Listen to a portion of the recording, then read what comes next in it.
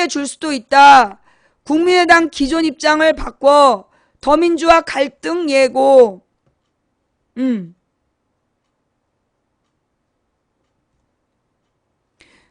그러면 박지원은 왜 이러느냐? 지금 박지원이 정치자금법으로 재판 진행 중이야. 박지원이 정치자금법으로 재판 진행 중인데 여기서 또 중요한 팩트가 있어요. 뭐가 있냐? 박지원이 계속 탈당을 안 했어. 탈당을 안 했는데 그 자기 재판이 판결이 나기 얼마 전에 탈당을 해. 찾아봐. 박지원이 탈당한 다음에 무죄 판결이 나와. 그 무죄 판결이 언제 나오냐면 더민주에서 탈당한 다음에 나오는 거야. 예. 더민주에서 탈당한 다음에 무죄 판결이 나온 거야. 이게 뭘 얘기하느냐? 지금 박지원이 탈당을 해서 무죄 판결을 받았다는 거야. 한마디로 박지원, 그러니까 안철수는 자기 내용이 없잖아. 머리가 박근혜 수준이잖아. 여자 박근혜잖아. 안철수가 대통령이 될 가능성이 없어. 그러니까 정치 정치 구미호 박지원한테 국민의당 원내대표를 맡기고, 그래서 이 박지원이 바보 안철수를 대통령으로 만들 수 있게끔 유도해 가는 거죠. 뭘로? 재판으로. 박지원의 1심 무죄가 탈당한 다음에 나왔어. 그러니까 박지원은 무죄가 아니라 유죄가 나오면 의원직 박탈이야. 그러니까 박지원 입장에서는 박근혜한테 충성을 할 수밖에 없는 상황이라는 거지. 지금 박지원 입장에서는 박근혜한테 충성을 맹세해서 계속 무죄 상태를 유지하는 수밖에 없어. 그걸 박근혜는 이용하는 거죠. 그걸 박근혜와 새누리당은 이용하는 거야. 이 친일파 권력은. 예. 자, 그렇다면 호남이 이걸 받아들일까요? 예. 우리는 여기서 호남을 정확히 봐야 돼요. 예. 지금 호남은 그 호남 사람들이 그동안 계속 2번을 찍어왔기 때문에 굉장히 민주적으로 각성된 사람들일 거라고 생각했잖아. 그게 잘못된 생각이라고. 현실은 그렇지가 않다고. 호남도 일반 국민들이랑 똑같아요. 이제까지 다만 묻지마 투표를 2번으로 했기 때문에 호남 사람들이 민주적으로 각성됐다라고 오해를 불러일으킨 거야. 지금 호남에서 떠돌고 있는 얘기가 뭐냐 하면, 그러니까 이제 정확하게는 호남 뉴라이트야. 호남 뉴라이트를 움직이는 애들이 뭐라고 주장을 하고 있냐? 자, 그 다음 이제 세 번째 팩트. 박지원이 새누리당과 연정을 얘기하고 있어. 들어봤죠? 박지원이 계속 얘기하는 게 새누리당과 연정이야. 연정이 뭐냐? 한마디로 박근혜가 지금 1년 반 동안 장관 몇 자리를 호남에 준다. 그 얘기를 박지원이 퍼뜨리고 있는 거야. 호남 뉴라이트가. 호남 뉴라이트가 박근혜하고 박지원, 국민의당이 그 연정을 할 수 있다. 그러면 장관이나 총리 같은 걸 몇 자리를 국민의당이 할 수 있고, 그러면 호남이 발전할 수 있다. 그렇게 지금 논리를 피고 있어요. 예. 호남 뉴라이트가 호남의 교수들 또는 이 공무원들, 그 다음에 언론사, 이걸 동원해갖고 퍼뜨리고 있는 얘기가 그 얘기야. 박지원이 박근혜랑 손잡고 연정을 해서 장관 총리를 하면 호남이 발전할 수 있다. 아무리 더민주에게 충성해봤자 더민주는 안 챙겨준다. 그러니까 새누리랑 손잡아야 된다. 요게 호남 새누리의 주장이야. 예. 자, 그러면 그들의 주장은 신빙성이 있는 주장일까요? 이건 뻥이에요. 왜? 천정배가 정동영이 장관한다고 호남 발전했어? 박지원이 대통령 비서실장 한다고 호남이 발전했냐고. 말이 안 된 얘기잖아. 그런데 이 호남 사람들이 그러면 이걸 사실을 정확히 바라봐야 되느냐? 이번에 투표하는 거 봐봐요. 노무현 정부 때 호남 사람 비중이 제일 높았어. 그런데도 노무현이 호남을 홀대했다라는 거짓말 묻지마 믿어버리잖아. 김대중 노무현 때 호남 사람들이 장관했어요. 그런데 호남에다 뭐 줬냐고. 준 거 없어. 이정현이가 순천에 국회의원 된다고 순천에 뭐 돈 갖다 푼 거 있어? 없어. 그런데 묻지마 지지해주잖아. 그러니까 지금 호남은 악에 바친 수준이기 때문에 이렇게 박지원이나 이 국민의당에서 막 사실은 이 사람들이 옛날에도 더민주에서 새누리당스러운 사람들이었어. 거의 호남에 태어났기 때문에 2번 의원을 하고 있는 거지. 영호는 1번이었던 사람들. 그 사람들이 지금 국민의당 의원들이야. 특히 수도권에서 국민의당 후보로 나왔던 사람들 대부분이 새누리당 관계자들이야. 그러니까 국민의당은 내가 볼 때 새누리당이 일부러 키워준 정당이야. 새누리당하고, 그러니까 새누리당이라보다 미디어죠. 재벌과 미디어가 지금 새누리당을 죽이고 국민의당을 띄운 거야. 국민의당을 띄운 거야. 그래서 국민의당을 언론에서 막 띄워가지고 결국 새누리당하고 흡수시키는 그게 얘네들의 작전인 거야. 근데 지금까지 파악된 바에 의하면 호남 향후회가 거부하고 있어. 현재까지 파악된 바에 의하면 호남 향후회가 지금 그렇게 가는 거에 반대하고 있는 거야. 내가 그랬잖아. 호남 향후회에서 3분의 1이 넘어갔다. 3분의 2가 넘어가지 않았다. 그랬잖아. 지금 얘네들이 호남 뉴라이트가 호남 향후회의 3분의 1을 막 지금 집중 설득 중에 있는 거야. 집중 설득을 해가지고 그 장관 자리, 국무총리 자리 준다고 그랬다. 이미 약속이 돼 있다. 그러니까 저기 안철수를 지지하고 박근혜랑 손잡아야 된다. 그 얘기를 지금 계속 호남 향후회를 치고 있는 거야.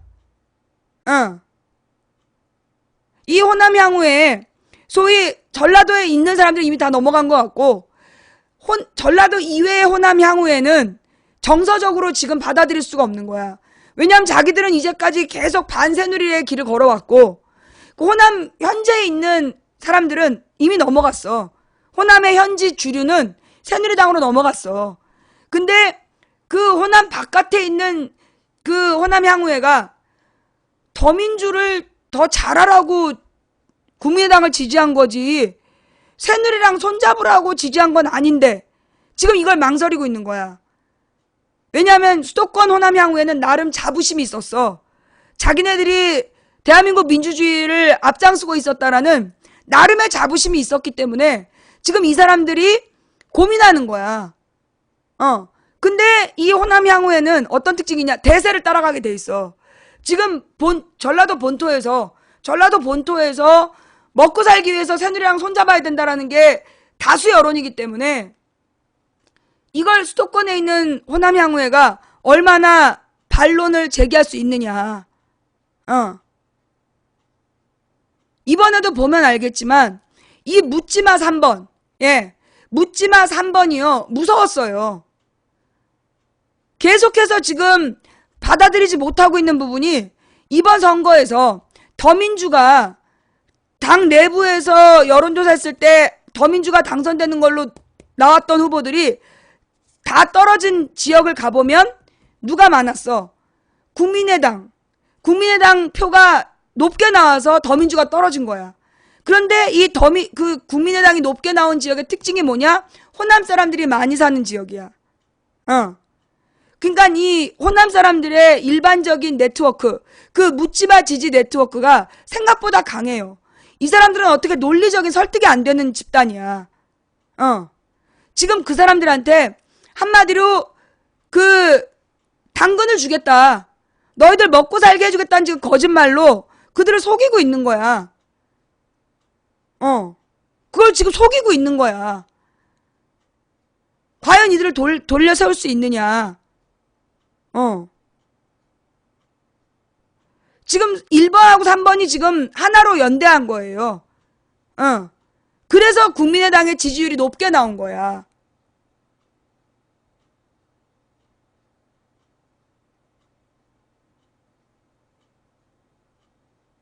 지금 당연히 더민주가 될 만한 훌륭한 의원 후보들이 떨어진 지역의 공통점이 호남 사람들이 많이 사는 지역이고 그 호남 사람들이 많이 사는 지역에서 3번, 3번으로 가버렸어. 그래서 더민주가 떨어진 거란 말이야. 이게 대선 때까지 나는 더 갈 수 있다라고 생각해요. 예. 이 묻지마 지지가, 예. 이 묻지마 지지가 생각보다 큰 영향력을 발휘할 수 있다. 안철수가 대안이 될 수 없나요?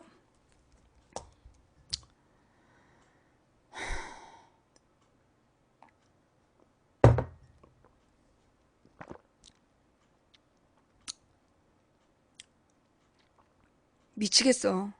예. 그러니까 이번 선거는요, 새누리당이 조직적으로 국민의당을 찍어줬어요. 예, 새누리당에서 조직적으로 안철수하고 국민의당을 밀어준 거야. 그래서 지금 국민의 여론은 여소야대인데, 국민의 민심은, 그리고 사실 호남 사람들이 새누리당이랑 손잡으라고 3번 찍어준 거 아니야. 내가 볼 때 호남의 70%는 새누리당이랑 손잡으라고 3번 찍어준 거 아니라고. 그러니까 호남의 60%가 국민의당을 찍고 40%가 더민주를 찍었어. 그쵸? 호남에서 55대 45? 호남의 55%가 국민의당을 찍고 45%가 더민주를 찍어서 모두가 녹색이 나온 거야. 근데 국민의당을 찍은 55%가 전부 다 새누리당이랑 하나 합작하라고 찍어준 게 아니라고. 그 55% 중에 30%는 새누리당이랑 합당하라고 찍은 게 아니라 더민주가 더 잘해야 된다. 호남을 더 인정해달라. 이러면서 찍은 거지. 새누리당이랑 손잡으라고 찍어준 게 아니라고. 51대 49? 그거보다 조금 높아. 그 국민의당이 조금 더 높아요. 51대 49보다 높게 나왔어요. 예.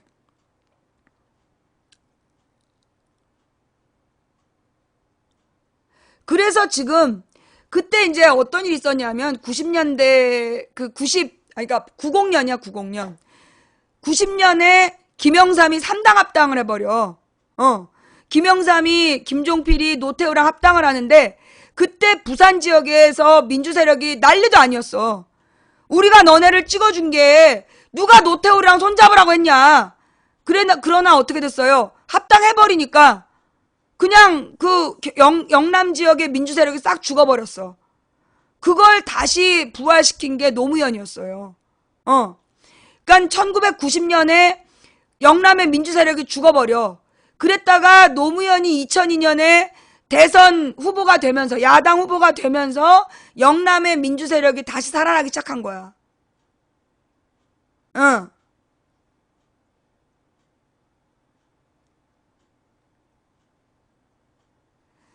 지금 호남 사람들 새누리당이랑 연정을요? 박지원이 목숨이 여러 개인가 봐요. 여러분이 지금 호남의 묻지마 투표 못 이기셨잖아요. 지금 호남의 문재인 지지자들이 정신을 차려야 되는 부분은 뭐냐? 당신들은 정확하게 호남 민심을 못 읽었어. 지금도 부정하고 있잖아. 호남의 문재인 지지자들, 이 사람들의 문제는 뭐냐? 지금 호남 민심의 흐름을 못 읽고 있다는 거야. 그러니까 국민의당 지지자들의 흐름을 제대로 파악을 못하고 있는 거야. 그러니까 일이 이 지경이 된 거라고. 여전히 지금 문재인 지지자들은 상황 판단을 못하고 있어요.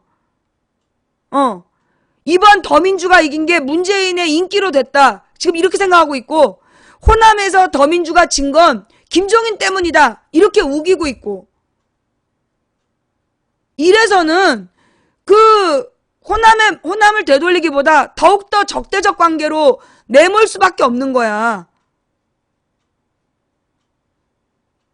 예.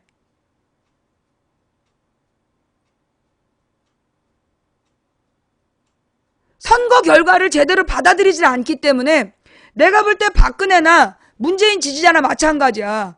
선거 결과를 제대로 해석을 못하기 때문에 지금 이런 삑사리가 계속 나는 거라고.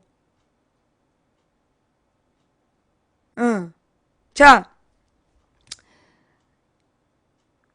어쨌거나 예. 그래서 지금 박근혜가 뭐 자폐 상태이고 총선 결과를 못 받아들이고 그래서 정신적으로 제정신이 아니기 때문에 지금 저런다. 나는 이거는 굉장히 무식한 판단이라고 봐. 현실 인식을 제대로 못하는 거야. 이런 식의 분석을 하고 있기 때문에 망하는 거라고. 지금 박근혜가 환하게 웃는 건 안철수와 박지원을 믿는 거야. 박지원이 이상득이랑 무슨 또 사돈이라며. 이상득이 누구야? 이명박 형이야. 결국 박지원은 이명박 박근혜하고 가까운 사람이라고. 어? 지금 박근혜가 믿는 건 박지원 안철수야. 안철수를 다음 대선 후보로. 왜? 아무 생각이 없잖아. 뇌순남이잖아. 그러니까 자기가 뒤에서 마쿠 조정할 수 있겠다라고 보는 거지. 그러니까 안철수를 띄워주고 안철수한테 물려주고 실권은 지가 잡겠다. 그런 생각을 지금 하고 있는 거야 박근혜는. 그리고 박지원이 자기 재판 때문에 알아서 기어줄 거다. 그런 계산을 하고 있는 거죠. 국민의당 의원들이 다 알면서 박지원을 그러니까 뭘로? 원내대표로 뽑아준 거 아니야. 국민의당 의원들의 마음도 새누리당과 일심동체야. 솔직히 새누리당으로 나가고 싶은데 호남에서는 새누리당으로 나가면 당선될 가능성이 적기 때문에 3번 다른 거지. 나는 그렇게 봐.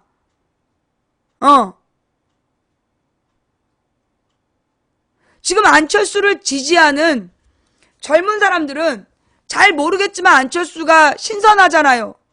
이게 문제야. 잘 모르면서 안철수가 신선하다고 판단하는 거. 그게 심각해. 지금요. 수도권에 있는 20대 30대 중에서도요. 뭐 새누리당이나 더민주나 똑같다. 그러면서 안철수가 신선하다. 그런 뇌순 남녀들이 있어. 잘 모르면서 부모님들이 이제 묻지마 33 찍는 애들이 그 자녀들이야. 그러니까 이번에 그 묻지마 33을 부모가 찍으면서 자식들한테 안철수가 신선하다라고 얘기를 했기 때문에 그래서 같이 찍은 그 젊은 애들이 생각보다 많아요. 예. 상황이 매우 심각하다는 거야. 그럼 안철수는 누구야? 망치 부인이 지난번에 정리했잖아. 안철수는 이명박이 키운 인물이다. 이명박 정부의 자문위원이었다. 그 다음에 지금 국민의당의 비례 국회의원들이 전부 다 누구야? 친이계야. 이명박 사람들. 이명박의 인물들이 국민의당 비례대표다. 그 다음에 또 뭐 얘기했지?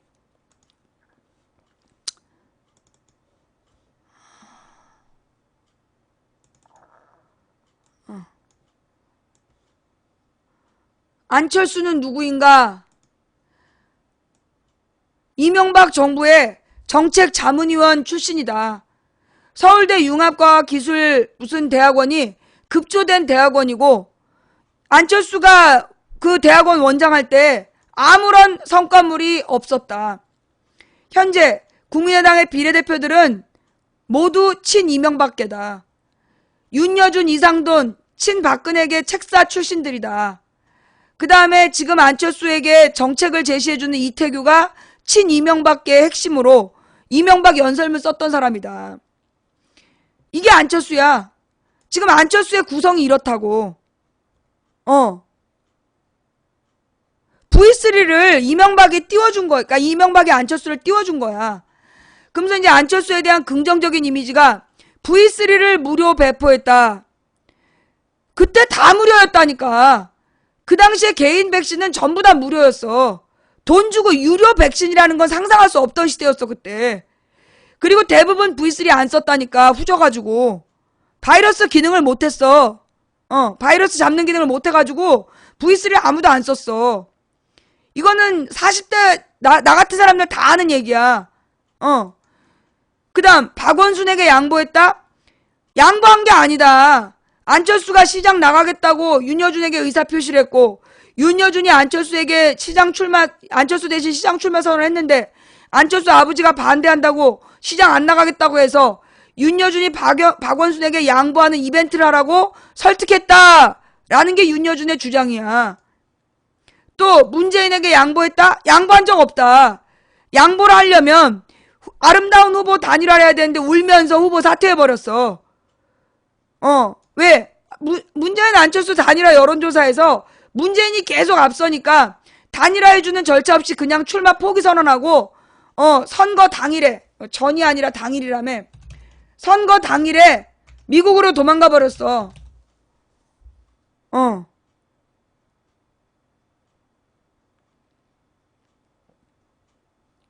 이게 안철수의 정체야. 그런데 안철수가 왠지 신선해 보인다? 누가 그래? 자, 그러면 안철수의 능력에 대해서도 우리가 좀 정리를 해볼 필요가 있어요. 예. 안철수의 능력.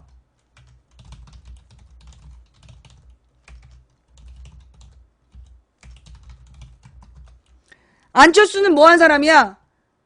새정치연합 당 대표했어.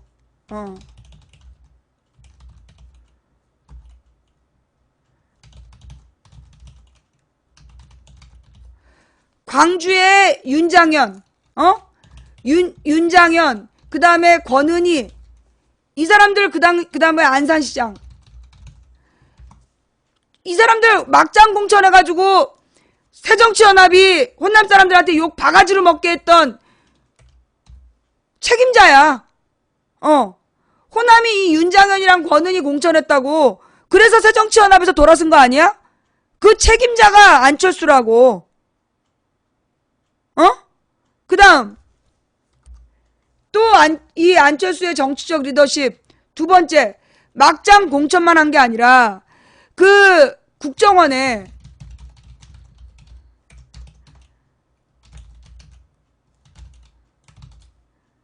이게 이탈리아 해킹회사. 이탈리아 해킹회사에서 국정원의 민간 사찰 증거가 발견됐어. 이거 책임을 지랄했더니 어떻게 했어요? 진상규명하라고 진상규명위원장이 됐어.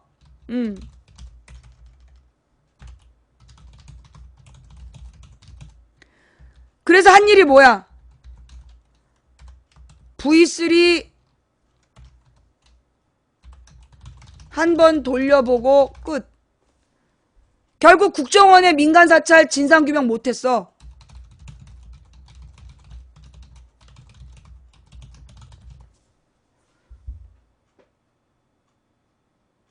이게 안철수의 정치적 리더십이야.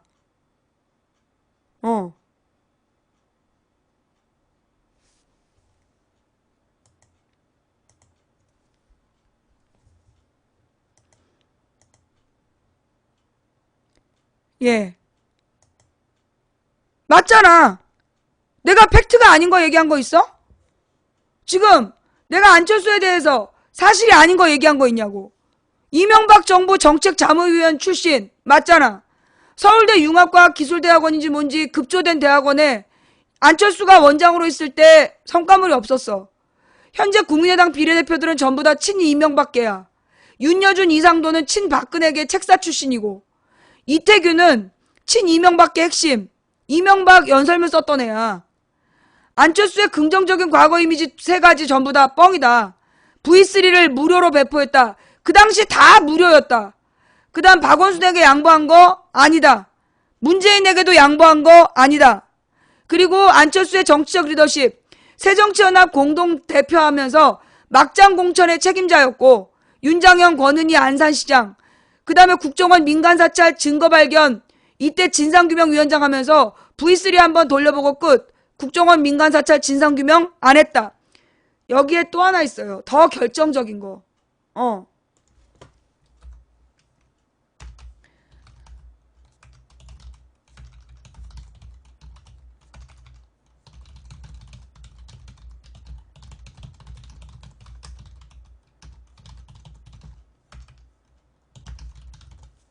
세월호 사건을 정치적으로 악용하지 않겠다라고 그러면서 진상규명에 손 놓아버렸어.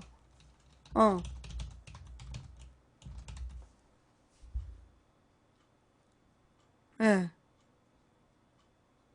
찾아봐. 그 당시 세월호 사건이 딱 발생하자마자 안철수가 이 얘기를 했어요. 세월호를 정치적으로 정치적인 공격의 수단으로 악용하지 않겠다. 그러면서 정부 차원에다가 진상규명 요구를 안 해버렸어. 이거 전부 팩트야. 다 뉴스에 나왔던 얘기야. 어? 이런데 뭐? 안철수가 신선해? 안철수가 정치를 잘할 것 같아? 잘은 모르지만 어쩌고 어째? 이 사람들이 진짜. 여러분은 나라의 주인이에요. 주인이 노비를 잘 알아야 일을 시키지. 이런 존재에 대해서 잘 모르면서 이런 존재에 대해서 잘 모르면서 안철수를 지지하고 안철수가 대통령 하면 왜 안 되냐? 나라 그 개꼴 나는 거야. 안철수가 대통령이 되는 건 박근혜가 대통령 된 것보다 더 심각한 문제가 될 거라고. 내가 요 내용을요, 지난번에 올린다고 그래놓고 잊어버리고 안 올렸어. 막 이거 문의가 많이 들어왔는데 지금 올릴게요. 예. 지금 이 내용에 대해서, 그러니까 안철수는 한마디로 남자 박근혜야. 박근혜는 여자 연상군이고 안철수는 남자 박근혜다.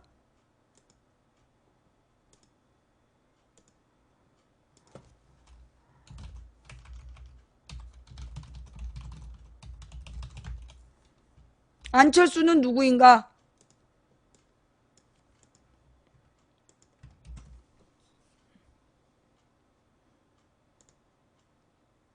예.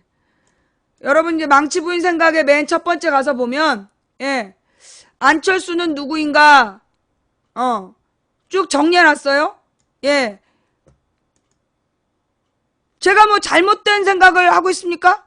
잘못된 생각을 하고 있다면, 예, 여러분이 반론을 달아주세요. 예. 지금, 그리고 누가 망치 부인 생각에다 누가 이렇게 잡짓거리 해놨어.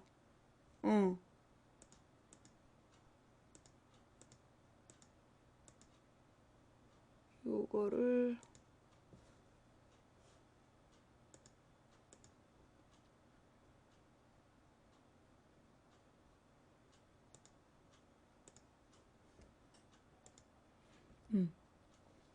자, 안철수는 누구인가? 지금 여기에 대해서 누가 댓글을 달았네? 감사합니다. 예. 안철수는 누구인가에 대해서 댓글 첫 번째가 올라왔어요. 반론인 줄 알고 봤더니 감사하대. 본방이에요. 자, 제가 생각하는 제 안철수는 누구인가? 수정을 해야 되겠다.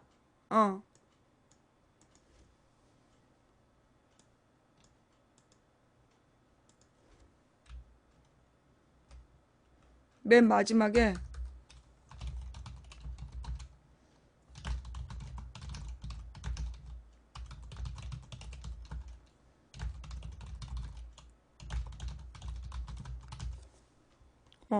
결론. 박근혜는 여자 연상군이고 안철수는 남자 박근혜다. 예. 예. 망치 부인의 결론. 안철수는 누구인가? 박근혜는 여자 연상군이고 안철수는 남자 박근혜다. 안철수가 대통령이 되는 참사는 막아야 된다.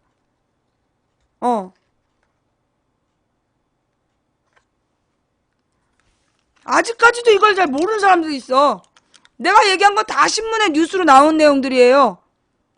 예. 자. 또 뭔 소리야. 안철수는 1년 뒤에 까도 안 늦는다? 개소리를 하고 자빠졌네.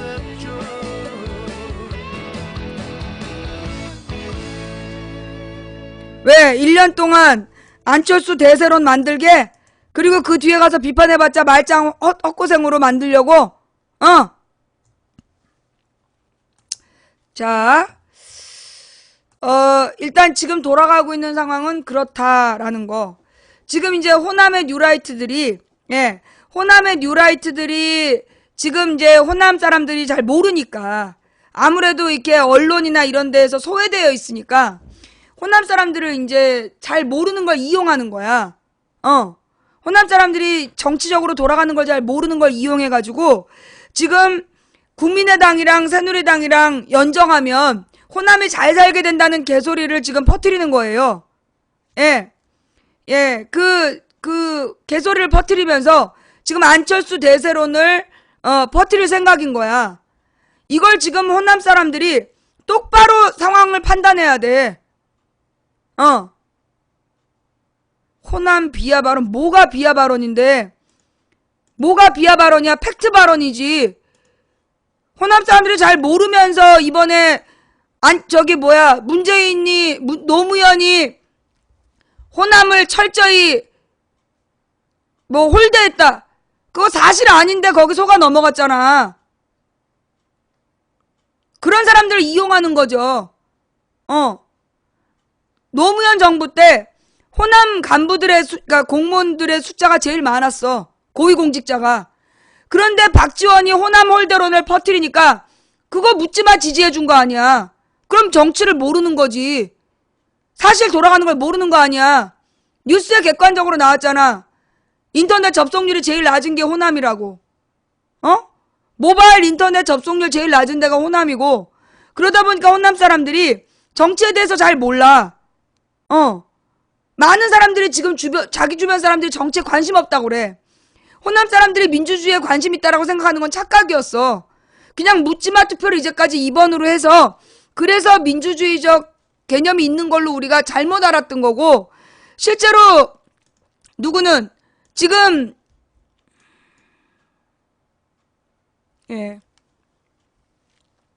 호남은요 상황이 심각해요.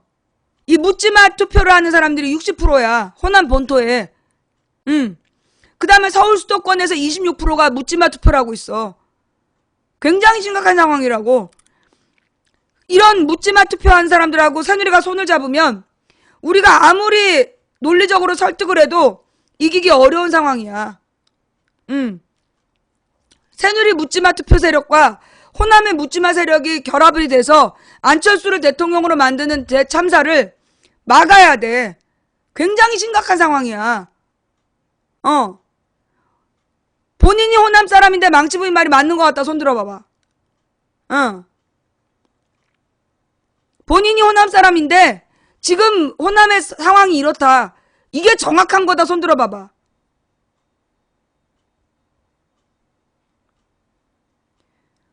지금 호남에서도요 하루 종일 종편 틀어놓는 사람들이 많다니까. 예, 호남에서 하루 종일 종편 틀어놓는 사람들이 많고 그 종편의 영향력 하에서 새누리당이랑 손잡아야 잘 산다. 그 얘기가 지금 진리처럼 퍼져나가고 있다니까. 그러면 지금 호남에서 문재인 지지한 사람들은 누구냐? 네티즌이야. 인터넷 하는 사람들. 그 사람들은 문재인을 지지해. 그게 45%밖에 안 된다니까.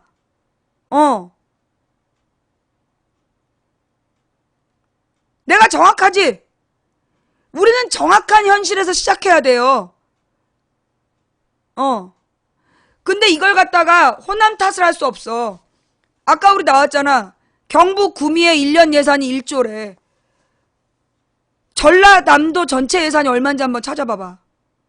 인구 50만인 구미 예산이 1조 3천억이라는데 전라남도 예산이 얼마인지 한번 찾아보라고. 전라남도의 1년 예산이 인구 50만의 구미의 예산이 1조 1천억이다. 1조 2천 몇백억이다. 그러면 전라도 1년 예산이 얼마예요? 예. 구미의 1년 예산이 1조 2,300억이래. 우리도 좀 아까 알았어. 경북 구미의 1년 예산이 경북 구미시 1년 예산이 1조 2,300억이래. 전라남도 1년 예산이 얼만가 한번 갖고 와봐. 몇 조인가. 이러니 전라도 사람들이 뒤집어질 수밖에 없는 거야. 그 전라도 1년 예산이 얼마인지 잘 모르겠어요? 2010년도에 갑자기 2배로 늘었다. 전라도 1년 예산이 얼마예요? 인구는 얼마고 전라남도의 인구는 얼마이고 1년 예산이 얼마인지. 전라남도 6조 5,300억. 이건 또 뭐야? 6조 5천억이 전남 전체 예산이야. 인구는 얼만데요? 전라남도 전체 인구.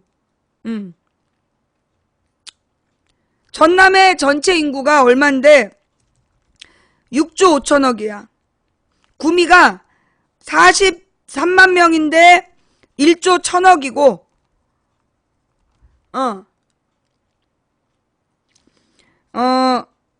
194만인데 6조 5천억이고 그러면 인구가 194만 명이면 5배인가? 5배 조금 넘나? 예. 194만 명이 6조 5천억의 예산을 지금 쓰고 있고, 전남 13조? 13조는 또 뭐예요? 194만에 6조 4천억이라는데, 6조 5천억이라는데? 그거 비슷한가? 4배예요?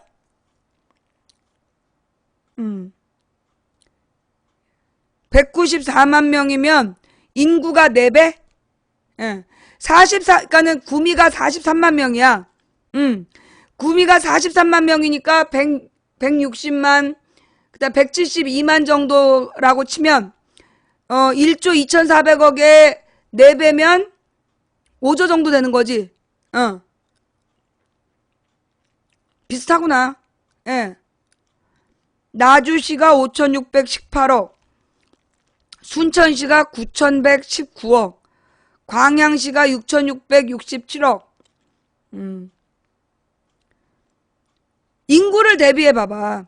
그러니까 아니 근데 나는 웃기는 게 뭐냐면 이렇게 예산이 도봉구보다 많은데 그 돈 다 어디다 쓰냐고.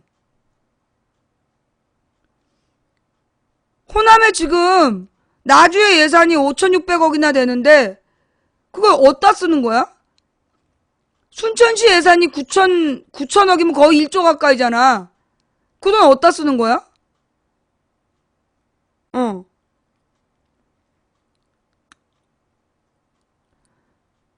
호남이 못 사는 이유는 내가 볼 땐 그 지역 정치인들의 문제야.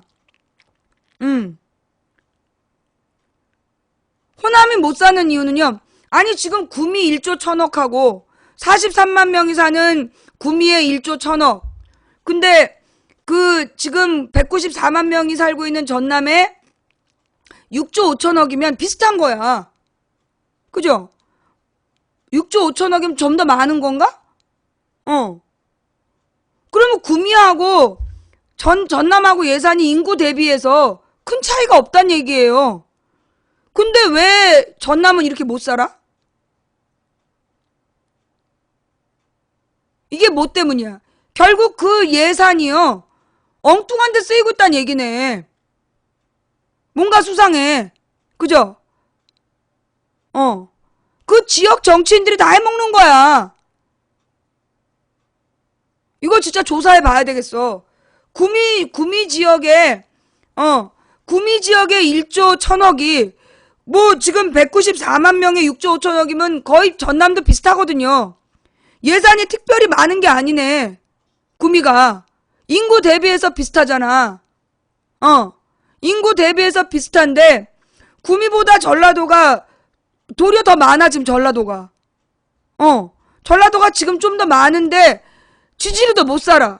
이유가 뭐지? 결국 그 지역 정치인들이 오랫동안 해먹으면서 돈은 딴 데로 샜단 얘기 아니야. 그런데 싹 다 찍어줬잖아 이번에. 하여간 지금 호남은 내가 볼 때 지금 국민의당으로 뽑힌 사람들을 전부 다 떨어뜨려야겠어.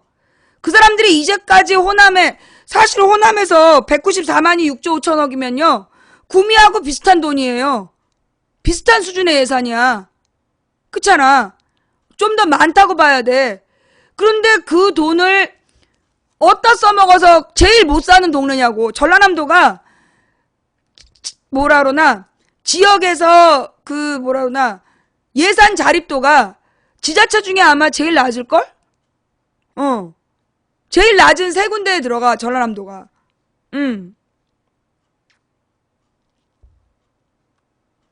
결국은 지금 전라도가 못 사는 이유는 그렇게 예산이 적어서가 아니라는 거지.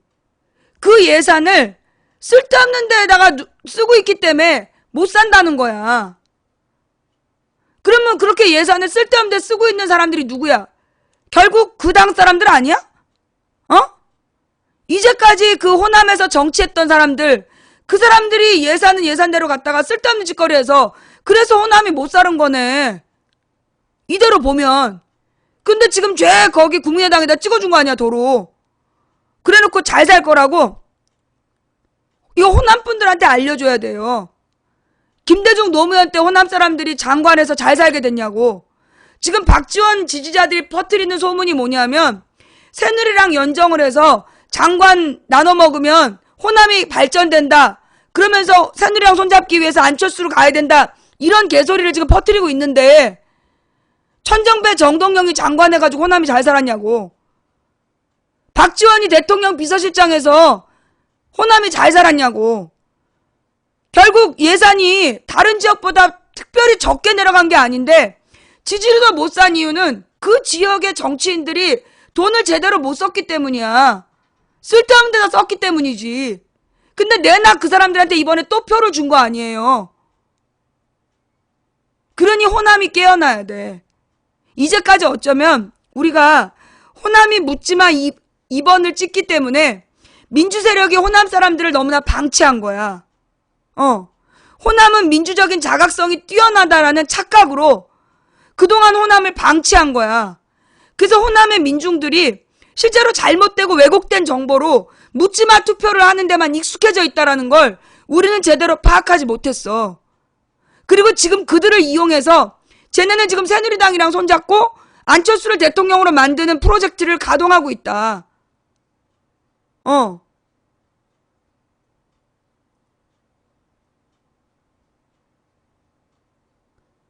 실제로 호남에서 호남 인구의 45% 우리 편은 호남의 정치인들이 문제 있다고 생각해.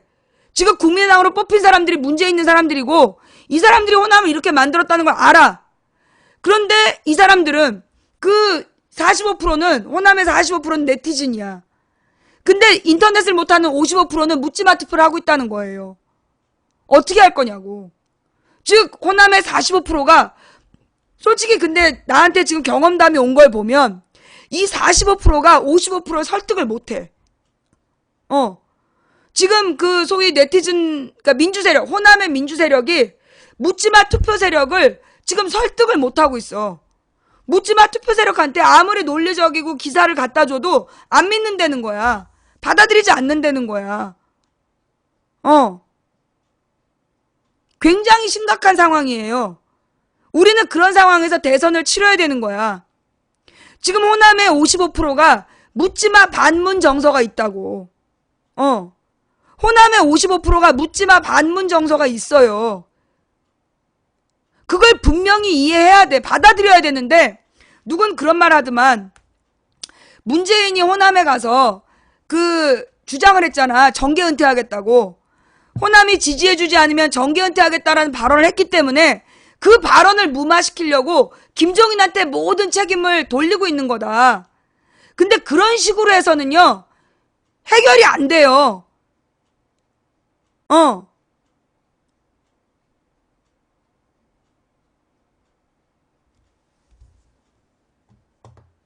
쟤는 펜딱지 달고 뭐 하는 거야? 왜 망치를 보여달래?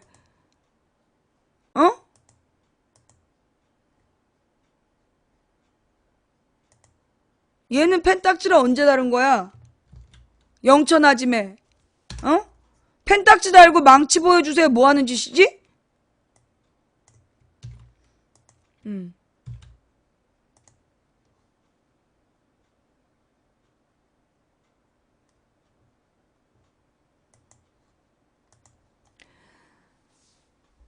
호남에서 45%는 문재인을 지지한다니까.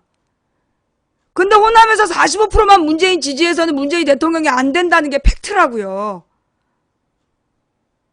이해가 안 돼?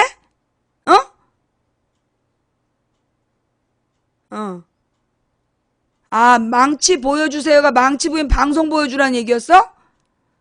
채팅을 그렇게 망치 보여주세요가 뭐야. 자, 지금요, 호남에서 문재인 지지자들은 호남에서도 문재인 지지자 있다. 알아. 호남의 문재인 지지자가 45% 아니야.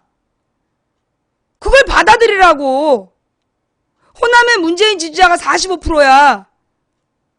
근데 55%가 지금 묻지마 투표를 하잖아. 그 묻지마 투표를 어떻게 이길 거냐고.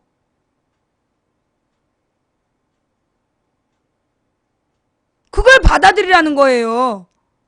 묻지마 투표를 어떻게 깨나갈 수 있을지 방법을 강구하지 않으면 호남 때문에 안철수가 대통령 되는 참사가 일어나.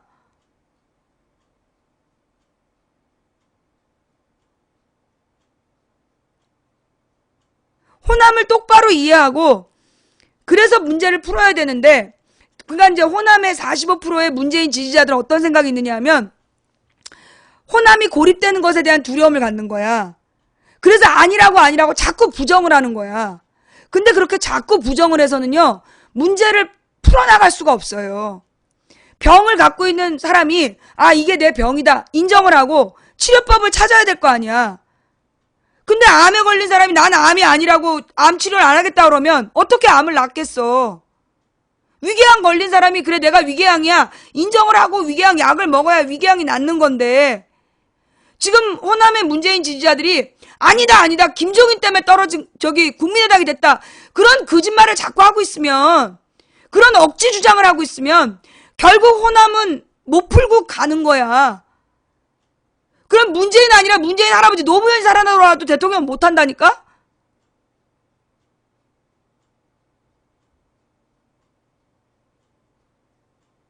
내 말이 이해가 안 되나? 이해 못 하겠다 손. 이해 못 하겠다 손. 김종인 때문에 그런 거 아니에요? 손 들어봐봐. 내 말에 동의가 안 되는 사람 손 들어.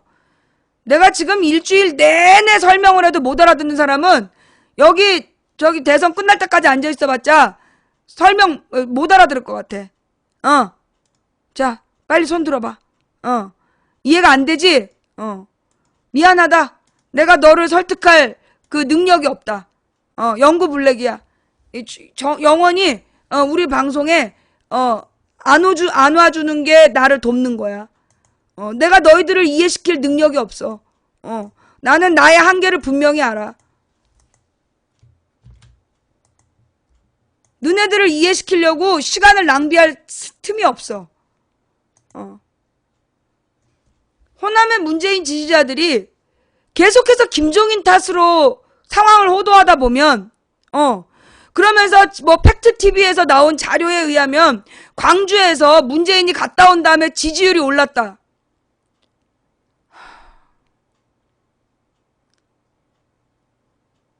지지율이 올랐다라는 주장의 근거를 어떻게 증명할 거냐고. 여론조사를 어떻게 믿어. 지지율은 선거로 결정하는 거야. 선거에서 호남이 모두 그린이 됐다면, 모두 국민의당이 됐다면 문재인이 진 거야. 패배를 인정해야 다음에 이길 수 있는 거야. 왜 졌는지를 받아들이지 않으면 절대 이길 수가 없어.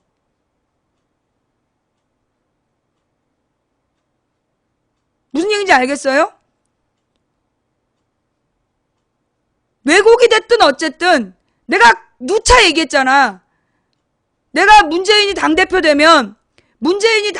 되면 대통령 후보에서 멀어질 거다. 그게 이 얘기야.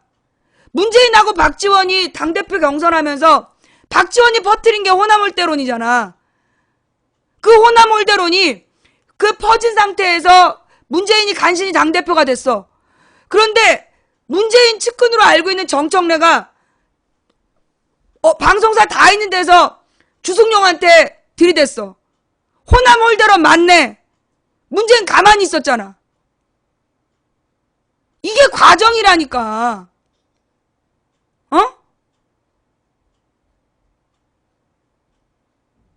왜 이런 일이 벌어졌는지 정확하게 인정을 해야 돼.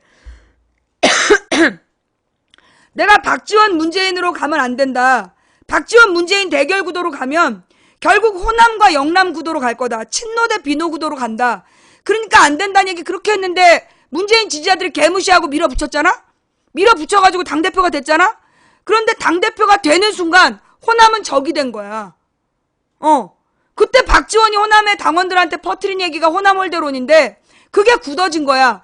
그런데다가 정청래가 문재인 앞에서 주승용한테 공갈치지 마라 이렇게 모욕을 주니까 호남 사람들이 볼 때 호남홀대론이 맞네 믿어버린 거야.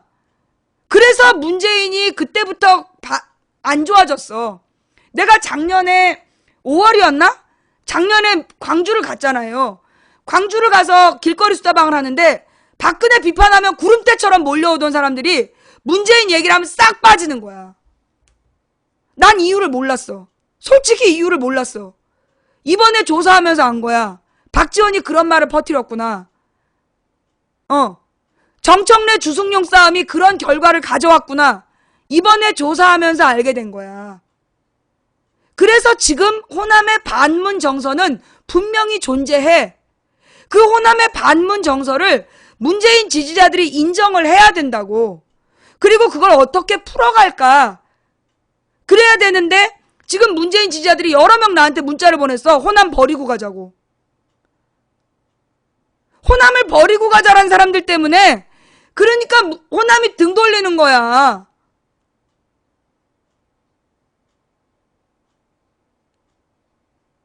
내가 볼 때는 그 호남을 버리고 문재인을 대통령을 만들어야 된다는 사람들 때문에 문재인은 대통령 후보가 될 수 없을 것 같아요.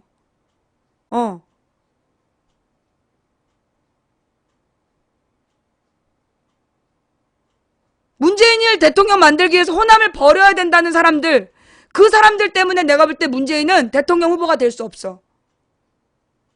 지금 이 호남의 반감이 그런 이야기들을 하면 할수록 더 강화되는 거야. 호남 사람들이 뭐 경상도 사람도 마찬가지지만 고집이 있어. 자기네들의 존재를 무시하는 거 제일 싫어해. 자기네들이 분명히 반문이라 그랬는데 반문 정서가 없다라고 주장하니까 더 똘똘 뭉쳐서 반문으로 가는 거야. 무슨 얘기인지 알겠어요?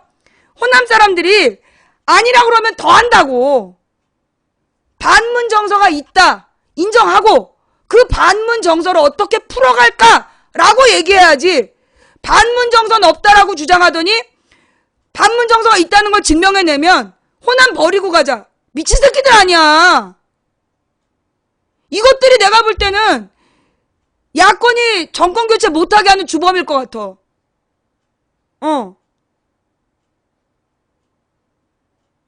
이거 봐, 반문은 아니고.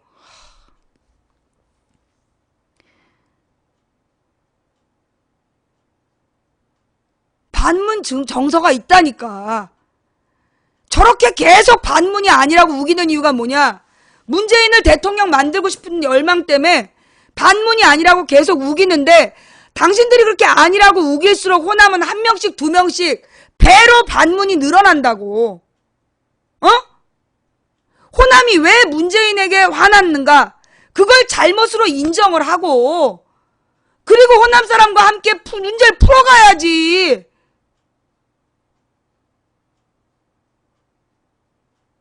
반문이 아니라고 막 주장하다가 반문인 걸 증명해내면 그럼 호남 버리고 가지. 이 미친 새끼들 아니야 진짜.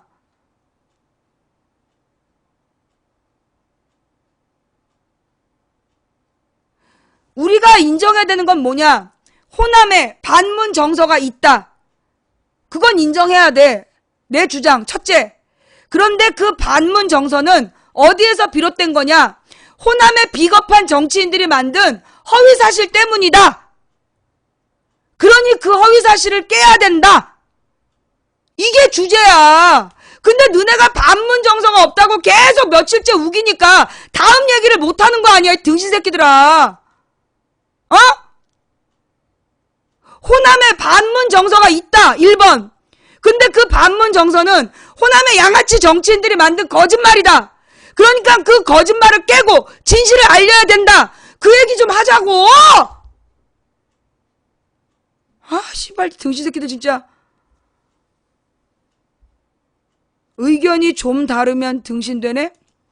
의견이 좀 달라서가 아니라 네가 등신이라서 못 알아듣는 거야.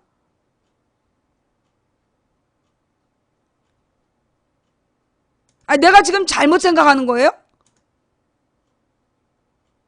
내가 지금 잘못 생각하는 거야?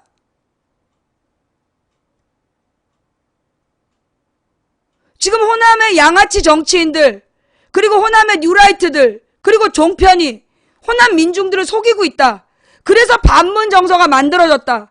그러니 반문 정서를 어떻게 깨나갈지 그걸 지금 의논하자는 거 아니야. 근데 이 미친 또라이 새끼들이 계속 반문 정서가 없다라고 우기는 바람에 일주일째 제자리야. 어? 일주일째 제자리야.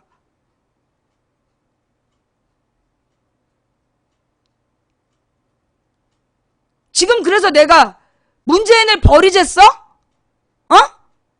내가 문재인을 버리겠어? 지금 문재인을 버리면 야권 대선 후보를 어떻게 만드니? 몇 번을 얘기해도 저 새끼들이 진짜 뭐 말귀를 못 알아듣는 건지 안 알아듣는 건지.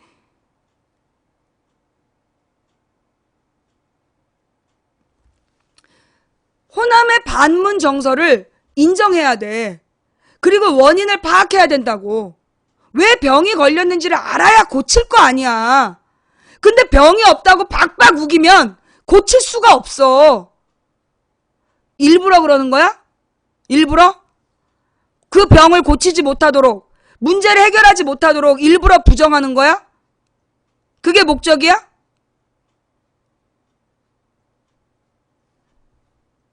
근데 말이에요, 여러분. 여기서 자연스럽게 이 김종인의 위안부 협상 발언으로 갑시다. 그저께 저녁이었어요. 방송을 딱 끝내자마자 딱 요원 패턴으로 김종인이 위안부 협상을 빨리 진행하라고 했다. 똑같은 멘트로 계속 들어오는 거 보신 분. 그저께 밤에 방송이 끝났어. 화요일날 방송이 끝났는데 생방송 때는 안 그랬는데 방송이 딱 끝난 다음에 정기적으로 들어가고 똑같은 멘트를 해. 김종인한테 실망했다. 김종인이 위안부 협상을 조속히 시행하라고 했다. 봤지? 그 얘기를 반복적으로 쓰는 거야. 그래서 김종인이 한 말은 이거다라고 우리가 신문기사를 찾아서 보여주면 조용해. 근데 한 15분 뒤에 또 들어와. 또 들어와서 똑같이 얘기해. 왜 그런지 이유를 내가 알아냈지롱. 왜 그런지 이유를 알아냈어.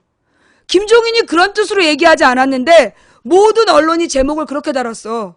김종인 위안부 협상 조속히 시행하라고 주장했다고 모든 언론사가 똑같은 제목을 달았어. 김종인이 한 말이 아니야. 김종인은 소녀상 철거 안 된다는 얘기를 했는데 모든 언론이 똑같이 그렇게 썼어. 한겨레, 경향, 오마이 다. 뷰스앤뉴스 빼고 전부 다 똑같이 그렇게 썼어. 그럼 왜 그랬을까? 왜? 이게 김종인, 문재인 이간질이 목적이 아니었어. 김종인, 문재인 이간질 목적이 아니라 박근혜가 그 편집장 모임에서 일본하고 소녀상 철거 문제는 논의한 적 없다고 얘기를 한 거야. 그런데 바로 그 부분에 대해서 일본 외교부가 바로 치고 나온 거야. 무슨 얘기냐? 위안부 협상 두 번째 항에 있지 않느냐? 그거예요. 박근혜가 그 언론인 편집장 모임에서, 언론사 편집장 모임에서 소녀상 철거는 얘기된 적이 없다라고 뻥을 깠는데 일본 외교부에서 바로 반박을 한 거야. 무슨 얘기냐? 위안부 협상 2항이 있지 않느냐? 이래서 박근혜의 말이 하루 만에 뒤집어진 거야.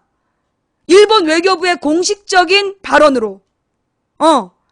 그래서 일본 외교부에서 박근혜가 거짓말했다 이러고 치고 나온 거예요. 그래서 위안부, 그러니까 소녀상 철거에 대한 진실이 뭐냐 이게 논점이 될까봐 그래서 김종인 위안부 협상 허위사실 유포한 거야. 그래서 김종인한테 뒤집어 씌운 거야. 매번 박근혜나 새누리당이 잘못해놓고 문재인한테 덮어 씌웠잖아. 지금은 김종인이 비대위 대표니까 김종인한테 덮어 씌운 거야. 그래서 더불어민주당에서 계속 김종인이 그런 말 안 했다. 김종인이 그런 말 안 했다고 계속 얘기를 하잖아. 근데 모든 언론이 똑같이 얘기하고 심지어 정대협도 그걸 믿었어. 근데 핵심은 뭐냐? 박근혜가 소녀상 철거한다는 얘기 일본이랑 논의된 거 없다라고 얘기한 거, 일본의 외교부 무슨 국장인가 뭔가가, 외교부 장관도 아니야. 일본의 외교부의 무슨 중간 간부가 박근혜가 거짓말한다고 그랬어. 분명히 구체적으로 논의한 사항이 있다. 즉 정대협도 속은 거야. 김종인이 위안부 협상을 속히 진행하라는 게 핵심이 아니라 소녀상 철거 안 된다는 얘기를 한 건데 아무도 제목을 그렇게 안 뽑았다고. 아무도 그렇게 안 뽑았다고. 그 이유가 뭐냐? 박근혜가 사고 친 거, 일본 외교부에서 반박한 거, 그래서 위안부 협상에 대한 진상규명, 정확하게 얘기하면 공방, 소녀상 철거에 대한 공방이 일어날까봐 김종인한테 덮어 씌운 거야. 여러분 그 사건 제목을 봐봐. 모든 언론사가 제목이 똑같아. 야, 어떻게 언론사에서 모든 기사를 똑같이 쓸 수가 있어? 언론사 기자들이 같은 사안을 바라보면서 제목을 어떻게 똑같이 뽑냐고. 이게 왜 그러냐? 조중동만 그런 게 아니라 지금 소위 진보적인 언론의 대주주들이 대기업이야. 재벌들. 모든 언론사를 재벌들이 지금 움직이고 있는 거야. 그래서 진보 언론한테는 진보 정당 띄우라 그러고, 조중동한테는 새누리나 더민주가 똑같다라고 쓰라 그러고, 그러면서 종편이 국민의당 띄우고, 모든 언론이 다 한 편인 거야. 그렇죠. 진보 언론이 선거 때만 되면 꼭 그 지랄이잖아. 선거 때만 되면 진보 정당 편들잖아. 평상시엔 똑같은데 선거 때만 되면 무조건 진보 정당을 편들면서 더민주랑 새누리당이 똑같다라고 싸잡아 비난하잖아. 그 이유가 뭐냐? 주주가 같기 때문이야. 주주가 같기 때문에. 그래서 세상에 김종인 관련 뉴스가 그저께 밤에 똑같이 나왔어. 제목이 다 똑같이. 김종인 위안부 협상 조속히 진행해야. 아니 어떻게 언론사 기사가 제목이 다 똑같을 수가 있냐고.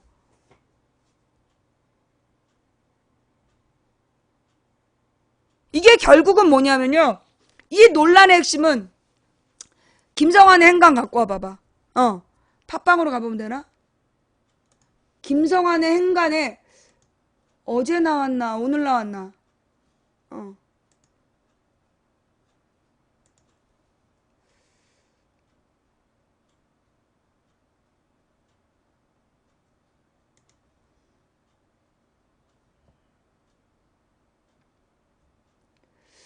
김성환의 행간. 팟빵에 따로 있지 않았나? 예. 김성환의 행간. 오늘 거에 나왔죠.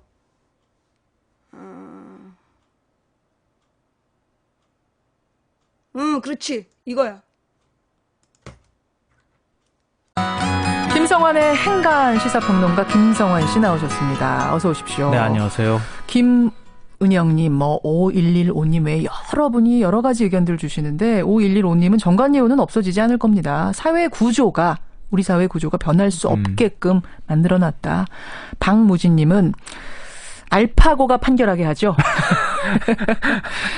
이런 문자. 그 당시에 알파고 얘기 나올 때 판사들 얘기도 나왔잖아요. 네. 언젠가는 판결을 알파고가 할 거다. 자, 이래서는 안 될 텐데요. 수사를 좀 성역 없는 수사가 이번에는 이루어질지 보겠습니다. 행간 뭐 가지고 오셨어요? 네, 엊그제 박근혜 대통령이 언론사 편집 보도국장 간담회에서 소녀상 문제를 언급하지 않았습니까? 했습니다.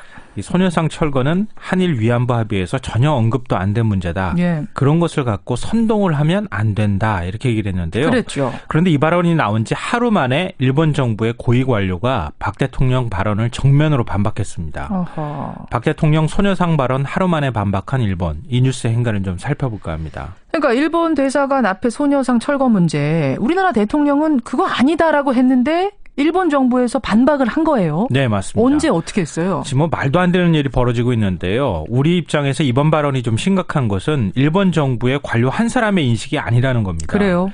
어제 일본 정부의 공식 대변인인 관방 장관을 대신해서 하기우다 고이치 관방 부장관이 정례 브리핑을 했습니다. 예. 일종의 우리 외교부 정례 브리핑 이런 식으로 해서 공식 입장을 밝히는 자리였는데요. 예. 이 자리에서 박 대통령 발언에 대한 질문을 받았는데 이렇게 답변을 했습니다. 어떻게요? 이 문제를 최종적 불가역적으로 해결해 다음 세대로 물려주지 말고 새로운 한일 관계를 구축해 가자는 것이 일한 합의의 큰 의의다. 합의의 세부 사항의 하나로 소녀상 철거가 포함돼 있다는 것이 내 인식이다. 이렇게 얘기를 했습니다. 비록 내 인식이란 단어를 사용하긴 했지만 일본 정부가 박 대통령의 소녀상 철거 발언을 정면으로 반박했다고 볼 수 있습니다. 관방 부장관. 예. 관방장관이 일본 정부의 대변인이거든요. 그렇죠. 관방장관 대신해서 나와서 얘기했으니까 일본 정부의 입장을 밝힌 것이라고 볼 수 이게 있는 무슨 거죠. 티타임이나 비공식적인 자리가 아니라 공식적인 자리에서 한 말이라는 게 또 문제인 거죠. 네, 그렇습니다. 그렇죠. 근데 그런 일본 정부의 이런 태도가 이번이 처음이 아니라는 건데요. 작년 12월 28일 한일 위안부 합의 바로 직후에 합의문의 잉크도 말하지 않았는데 기시다 후미오 일본 외무상이 소녀상은 이전될 것으로 인식한다. 이러면서 우리 정부와 다른 목소리를 냈고요. 떠들썩했죠. 이때부터 일본 여당 의원이 위안부는 직업 매춘부다 이런 망언을 쏟아내기도 했고 일본 정부는 유엔에 위안부 강제 동원 사실을 부정하는 입장을 전달하기도 했습니다. 그렇습니다. 그러니까 우리 정부가 아무리 아니라고 해도 일본에서는 위안부 피해자 지원재단 설립과 소녀상 이전은 패키지다. 이런 점을 지금 강조하고 있는 겁니다. 패키지라는 단어까지 나와요. 관방 부장관이 지난번에 패키지라는 얘기까지 했어요. 예, 맞습니다. 한일 위안부 합의, 소녀상 철거 문제, 한국 대통령의 말을 바로 다음 날 반박하는 일본. 이 뉴스의 이면, 행간엔 뭐가 숨어 있습니까? 첫 번째 행간은 국민은 당황스럽다입니다. 당황스럽고 황당하고 그래요. 네. 이 놀랄 일이기도 한데요. 박근혜 대통령이 아무리 내 말이 진실이다. 내 말을 믿어달라. 이렇게 말하면 뭐 하겠습니까? 일본 정부의 공식 대변인이 한국 대통령 말을 바로 다음날 싹 무시하잖아요. 그러게요. 일국의 대통령 권위를 땅에 떨어뜨리는 이 외교적 결례, 무례를 지금 저지르고 있는 상황인데요. 국민들이 어찌 당황스럽지 않겠습니까? 예. 이 국민은 박 대통령 말을 믿고 싶고 일본의 무례함을 규탄하고 싶어도 지금 상황이 규탄하기도 애매한 그런 상황이 돼버렸습니다. 왜냐하면 일본의 반박이 구체적이고 또 근거가 또 없는 것도 아닙니다. 어떤 근거요? 이 한일 외교장관이 공동 합의문을 발표할 때 윤병세 외교부 장관이 밝힌 이항에 이런 내용이 있습니다.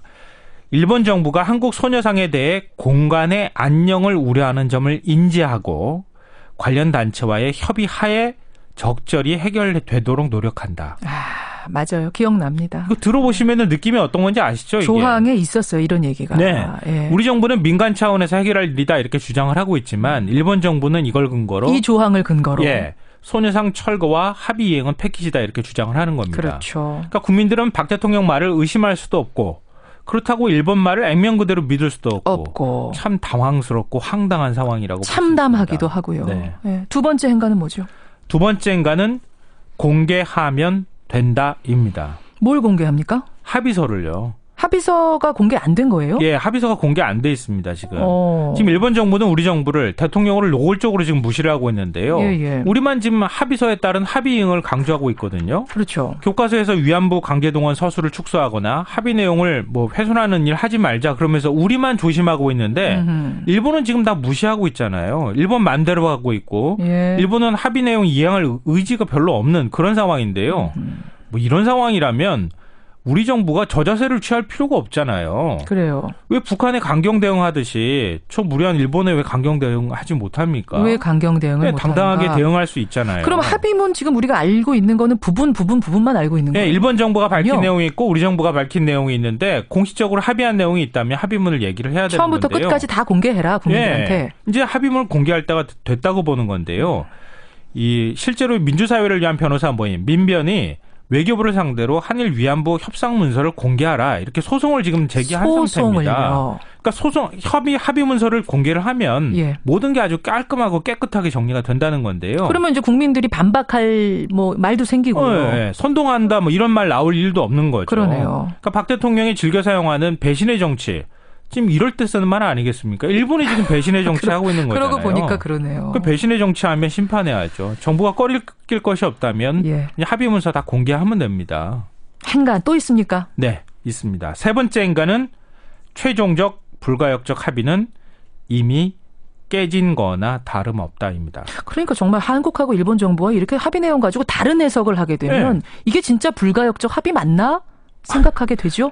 불가역적 합의는 되돌이킬 수 없다는 거잖아요. 그렇죠. 근데 그 합의의 시점이라고 하는 게 12월 28일입니다. 예. 그러니까 12월 28일 이전 상태로 지금 되돌아가 있는 거나 마찬가지예요. 왜냐하면 우리가 해석하는 합의 내용하고 일본이 해석하는 합의 내용이 다르니까. 신뢰가 이미 좀 이렇게 되면 금이 간 거니까. 예, 금이 간 게 아니라 아예 깨진 거나 다름이 없는데요. 더구나 지금은 또 여소야대 국면 아니겠습니까? 그렇죠. 야당들은 위안부 합의 무효를 지금 주장하고 있는 상황이고요. 새누리당이 뭐 내년 대선에서 승리해서 집권을 또다시 하면 이 합의 내용 그대로 준수할지 이행할지는 모르겠지만 다음 정권에서 합의 내용 이행할까? 제가 볼 땐 좀 의문이거든요. 이행하지 않을 가능성이 더 높은 합의. 이거는 이미 지금 깨지고 있는 상황이고 깨진 거나 다름이 없다. 이런 겁니다. 여러분은 어떻게 생각하십니까? 박근혜 대통령의 철거상 이야기를 하루아침에 반박한 일본의 관료.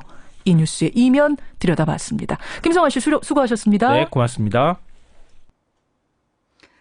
이게 그저께 하고 어제 핵심 사안이었던 거야. 그러니까 그렇게 다 김종인 욕을 도배한 거야. 그러면 김종인은 뭐라고 얘기를 했냐? 김종인이 한 말은요. 김종인 주일 대사에게 위안부 독도 문제가 국민 감정을 자극한다. 소녀상 철거 언급은 국민 감정을 매우 상하게 한다. 이게 본질이야. 김종인이 한 얘기는 김종인 더불어민주당 비상대책위원회 대표가 26일 일본 측에게 최근 한일 양국 관계가 긴장 국면에 들어선 것은 위안부 문제와 독도 문제 등 국민 감정을 자극했기 때문이라고 비판했다. 김종인 대표는 이날 오후 국회에서 배쇼코로 주한 일본 대사의 예방을 받는 자리에서 국민 감정은 쉽게 해소되기 어려워서 한동안 지속될 것으로 보인다며 이같이 말했다. 그는 특히 예컨대 소녀상 철거를 해야 합의를 이행하겠다는 이런 말들은 국민 감정을 매우 상하게 한다면서 소녀상 철거 불가 방침을 전하면서 역사로부터 내려오는 국민 감정을 잘 이해하시고 조속한 해결이 될 수 있도록 노력해 주길 바란다라고 당부했다. 이에 배쇼 대사가 국민 감정은 아주 중요한 문제라고 생각한다. 외교관으로 한국에 살며 계속 느끼고 있다.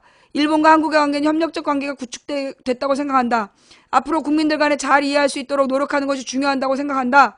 교과서 문제 등 양국 전문가들이 깊이 논의를 계속하길 희망한다고 말했다. 이 내용을 아니 언제 김종인이 위안부 협상 조속히 시행하라 그랬어? 김종인이 언제 위안부 협상을 조속히 시행하라 그랬냐고. 그런데 이 내용을 내가 찾아낸 게 누구냐? 어머 진짜야. 문빠인 척하는 요원. 그 새끼 틀림없이 박근혜 지지했던 놈인데 자기가 문재인 지지자인 척하면서 그러니까 문재인 정청래 지지자인 척하면서 김종인을 까고 있더라니까. 그 새끼 박근혜 지지자 분명해. 그런데 문재인 정청래 지지자로서 김종인을 받아들일 수 없다 글 쓰고 있더라니까. 결국 진실은 김종인의 위안부 발언의 진실은 소녀상 철거 못한다는 얘기야. 근데 그 말을 마치 위안부 협상을 조속히 시행하라고 했다라고 제목을 뽑아가지고 모든 욕을 김종인한테 모른 거야. 그런데 이걸 김성환이 오늘 복원해낸 거야. 김성환이 사실은 이거였다. 박근혜가 소녀상 철거에 대한 협상이 없다라고 얘기했는데 일본에서 반박한 거. 본질. 우리 어제 이 얘기 들었냐고. 알았어요 어저께? 박근혜가 이런 말을 언론사 편집장들 모이면서 했고 그 말을 바로 다음날 일본에서 반박했다는 거 알았어 몰랐어? 아무도 몰랐잖아. 아무도 보도를 안 했어. 김성환이 처음 한 거야 지금. 우리는 어제도 뭔가 이상하더라고. 요원 패턴으로 김종인한테 욕을 몰아가는 게 수상했어. 이거 요원 패턴인데 금요일날 기억나지? 이거 딱 요원 패턴인데 내가 채팅창에 그렇게 썼잖아. 요원들이 이런 식으로 작업하는데 정기적으로 들어와서 똑같이 쓰네. 내가 그 얘기 했잖아요. 그래서 우리는 이게 김종인하고 문재인을 이간질시켜서 김종인 죽이고 문재인 죽이긴가 보다 라고 생각했는데 그게 아니라 박근혜가 사고치고 일본이 반박한 거 이걸 덮기 위해서 김종인을 깎아내린 거야.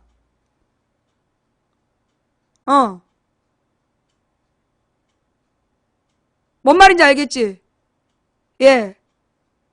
얘네들이 일부러 박근혜가 소녀상 철거 협의 안 했다라고 뻥을 깠는데 일본에서 바로 반박을 한 걸 덮기 위해서 그래서 김종인이 위안부 협상을 조속히 진행하라고 했다라고 거짓 보도를 한 거야. 그러니까 더민주에서 지금 관련해서 논평이 3개인가 나왔어. 그 당론이 바뀐 적 없다. 우린 위안부 협상 인정하지 않는다. 김종인 대표가 위안부 협상을 인정한 게 아니다. 3가지인가 멘트가 나왔는데 아무도 안 들었잖아. 그러면서 다 같이 김종인을 까댔잖아. 근데 알고 보니까 사건의 진실은 박근혜가 했던 말, 일본에서 공식적으로 비판한 거, 이걸 덮으려고 김종인이 위안부 협상을 조속히 시행하라고 했다!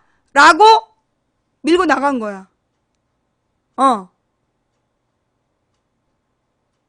기가 막히죠? 그죠? 자, 그러면 망치 부인은 김종인에 대한 입장이 뭔가요?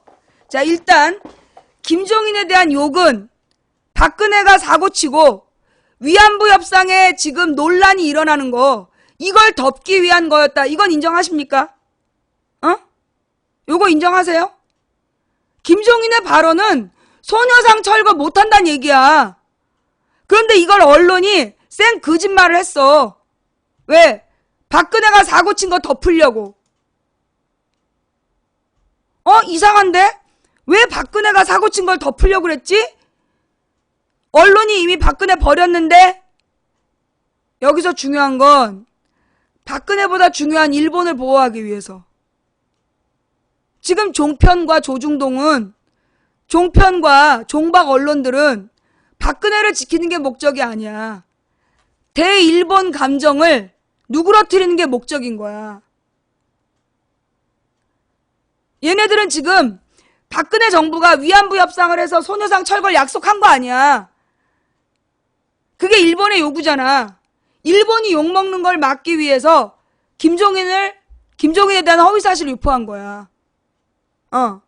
결국 위안부 협상은 친일파들의 의도대로 협상이 된 거고, 그 내용을 묻기 위해서 김종인을 까대는 걸로 언론 플레이를 한 거다. 근데 여기에 그 당권 잡으려는 애들이 끼어들어갖고 덩달아 김종인을 욕하면서 결론적으로 박근혜의 망언을 덮는 일을 했던 거다. 그런데 이걸 김성환이 찾아내서 밝혀낸 거다. 그러니 우리가 똑바로 알아야 된다. 그 다음 또 하나 있어요. 뭐냐? 힐러리 앞에서, 그러니까 힐러리 측근 앞에서 새누리당 원유철이가 한반도도, 남한도 핵무장을 해야 된다. 그런 주장을 했다가 정면에서 면박을 당했다. 정면으로 면박을 당했다.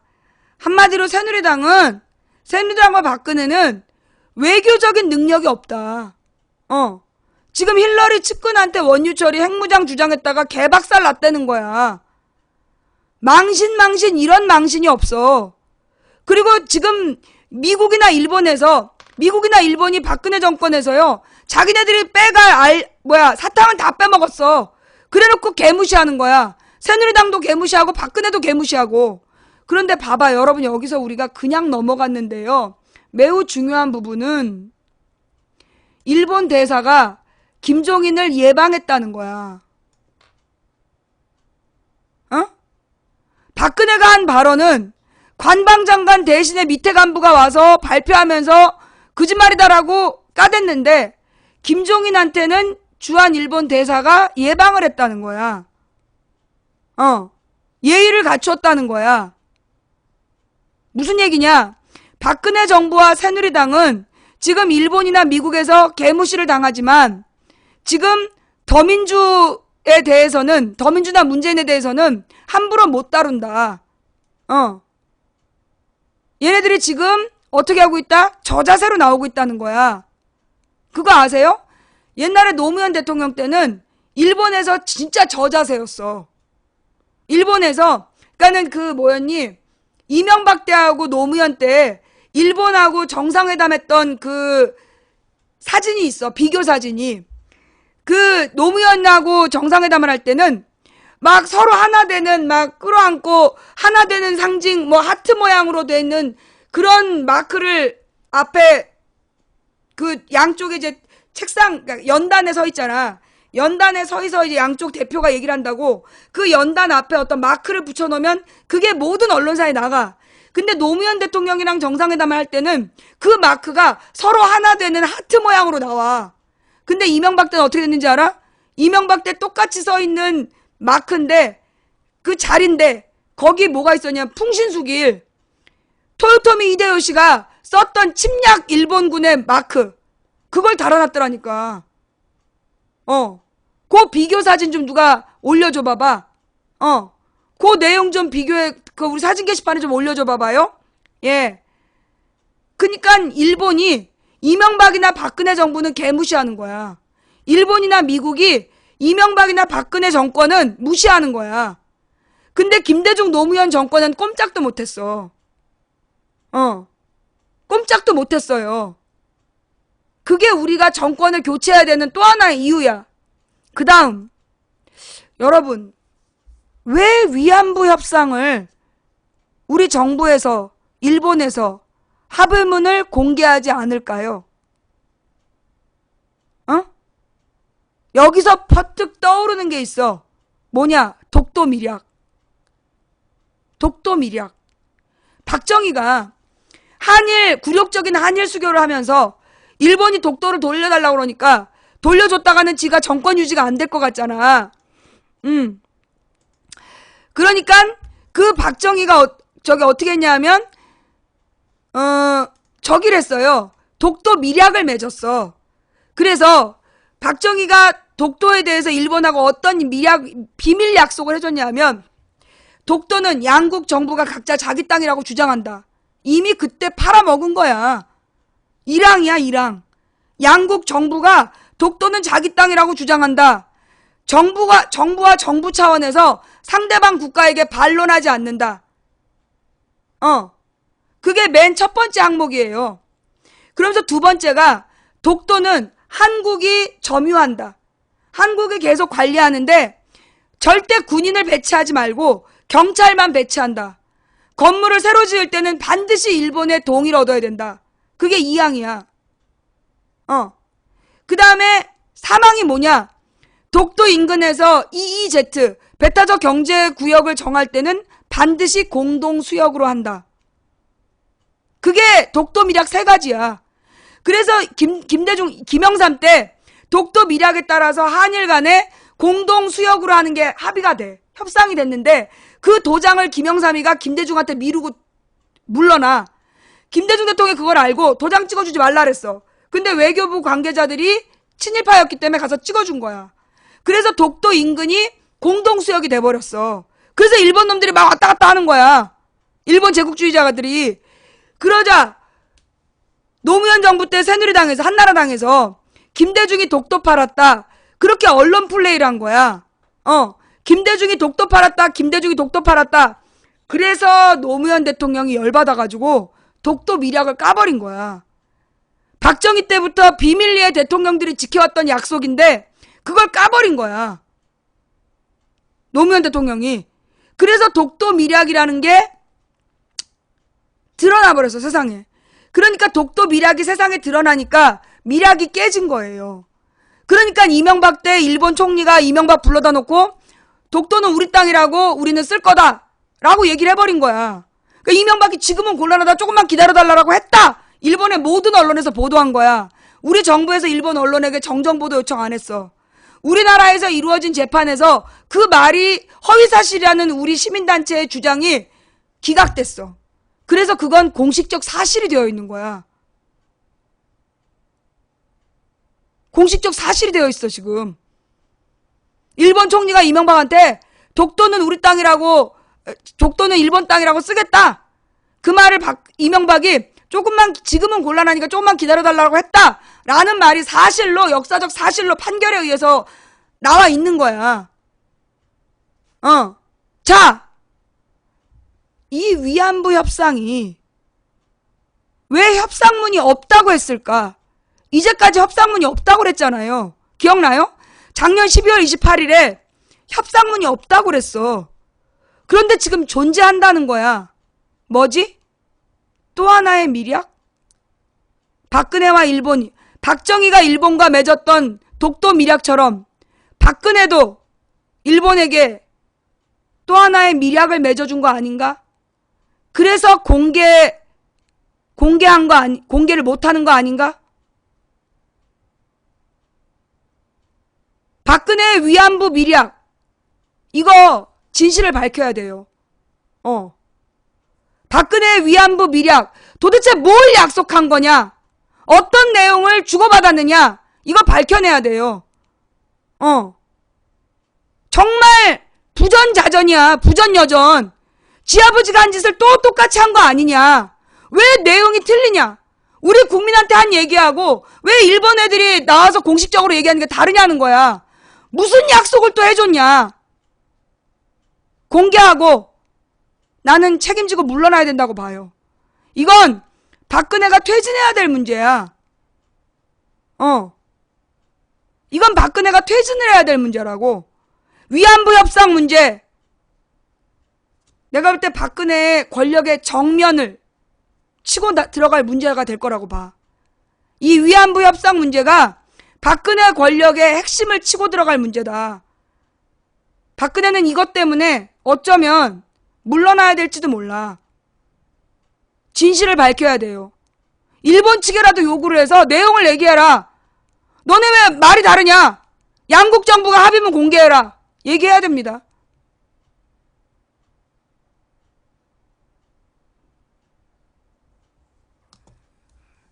예의를 지켜라. 누구더라 하는 말이야? 예의를 지켜라? 너 누구한테 하는 말이야? 박근혜가 대통령이니까 나한테 예의를 지키라는 거야? 지랄. 니네는 노무현한테 예의를 지켰냐? 까고 있네. 자, 그래서 위안부 미략이 있는 거 아니냐. 박정희의 독도 미략처럼 박근혜가 또 일본과 미략을 맺은 거 아니냐. 밝혀내야 된다. 이거 우리의 사명이다. 예. 자, 이게 제가 하고 싶은 이야기고요. 그런데 자, 그러면 김종인에 대해서는 내가 계속해서 이제 김종인에 대해서 조사를 했어. 그랬더니만 이제 김종인이 93년도에 구속이 됐더만. 정치자금법 위반으로, 뇌물수수 혐의로 93년에 구속이 됐더라고요. 93년 5월에. 그러면 김종인이 언제 뇌물을 받았느냐? 그랬더니만 노태우 대통령 때 대통령 비서실장인가 뭔가 했더라고.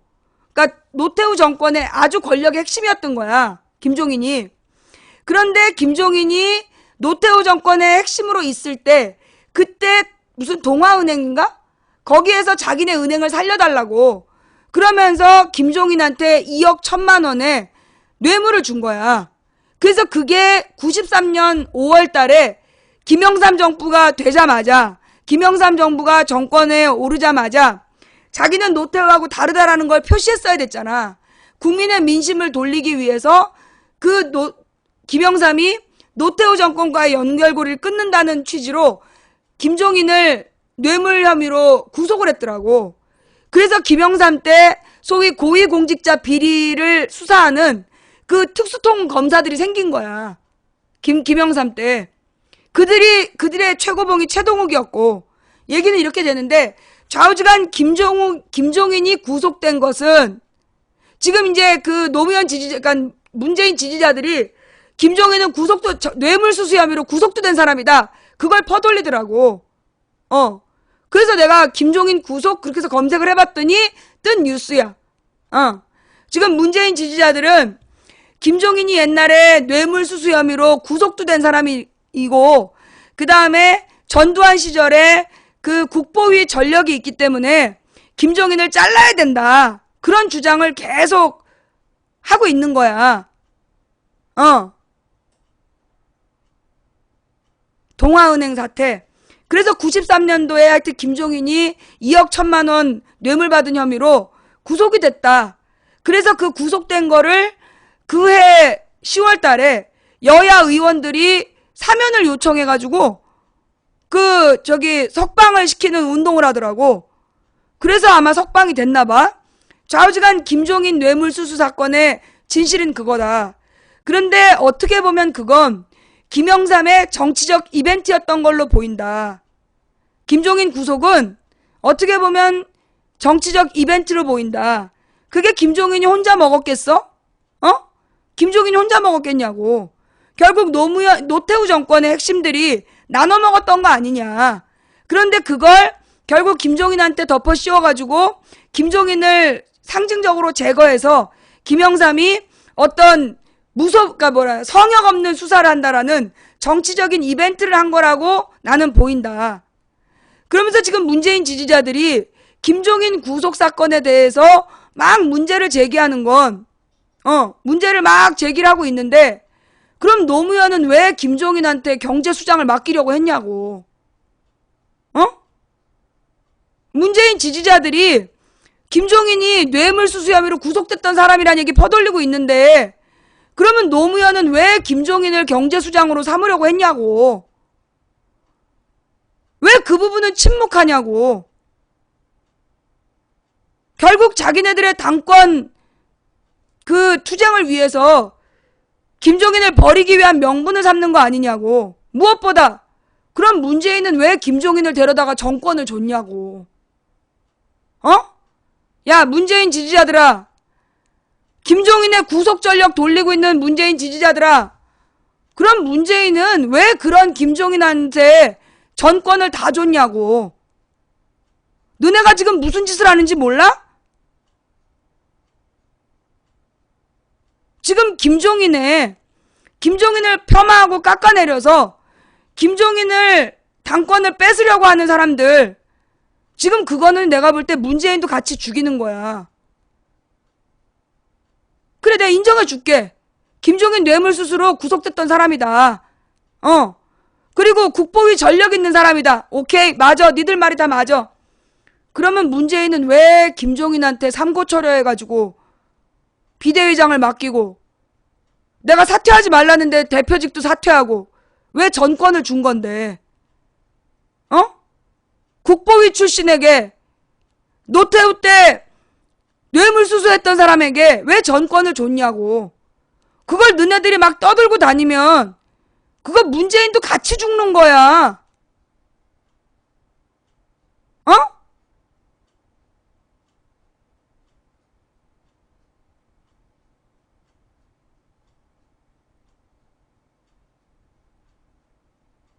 자, 근데요, 저는 이제 더 이상 김종인 지키는 거는, 김종인에 대한 해명은 안 하려고요. 예. 더 이상은 김종인에 대해서 굳이 이 까대는 문바들에게 맞서지 않으려고. 그렇게 끌어내리고 싶으면 끌어내려라. 내가 뭐 김종인한테 무슨 뭐 밥 한 번 얻어먹은 적이 있는 것도 아니고, 내가 김종인을 막 존경해가지고 김종인을 꼭 안고 가야 된다라고 주장하는 사람도 아니고, 나는 이제 더 이상 내가 안 할 테니까 그 끌어내리고 싶으면 끌어내려. 근데 말입니다. 내가 김종인 체제에 대해서 내가 어저께 내 고민을 얘기했잖아. 김종인의 경제민주화에 대한 그 시대의 과제와 지금의 과제가 다르다. 노조에 대한 입장이 그때와 지금이 다르다. 그거는 지금도 변함이 없어요.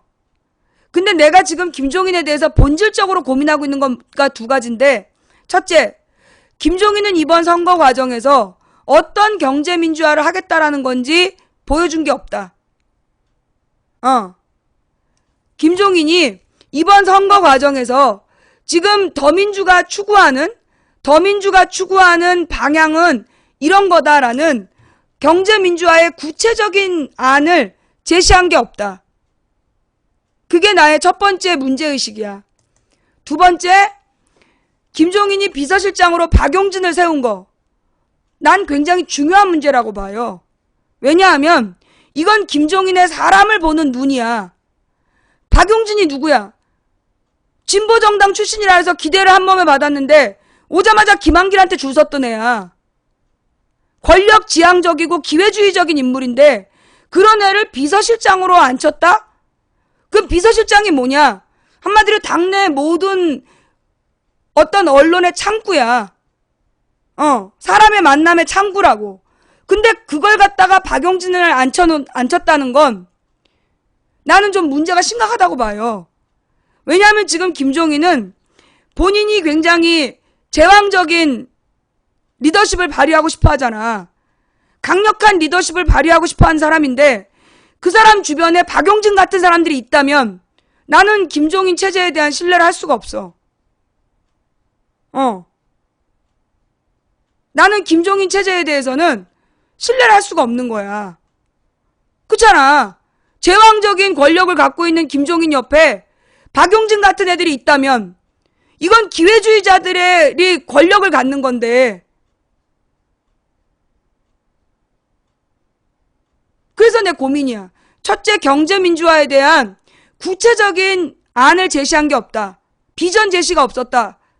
둘째, 박용진이라는 인물을 비서실장으로 앉혔다는 건 김종인이 지금 데리고 일하겠다는 사람들의 성향이 권력지향적이고 기회주의적인 사람들이란 얘기다.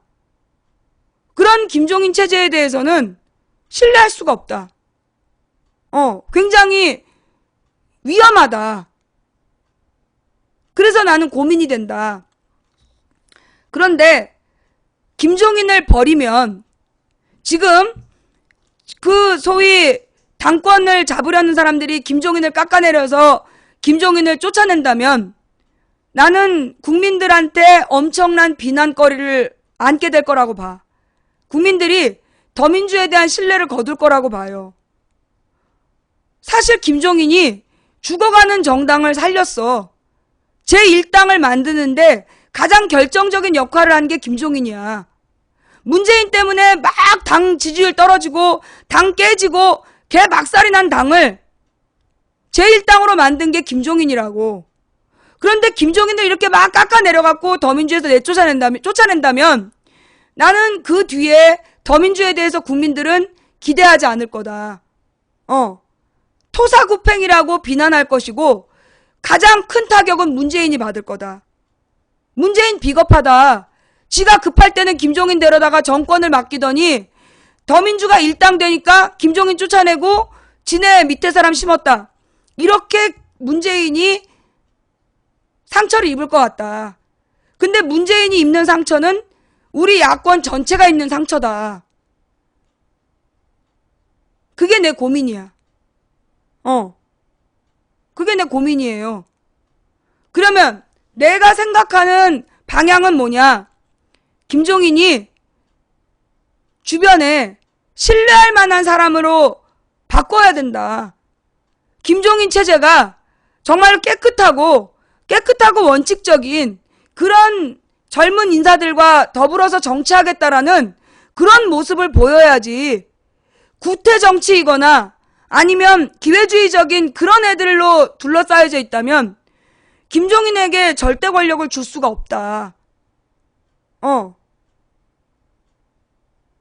그래서 나는 김종인 주변 사람을 바꿔서 김종인을 같이 가는 게 나는 옳은 거 아니냐. 난 그런 생각이 들어. 무슨 얘기냐 하면 당에 김종인은 나는 분명히 용도가 있다고 봐요. 왜냐하면 이 김종인이 내가 볼 땐 뭘 잘하느냐. 경제 민주화에 대한 비전 제시는 내 기대에 못 미쳤지만 판을 바꾸는 기술이 있더라. 한마디로 김종인은 이기게 하는 당을 만들 수 있는 능력이 있더라는 거야.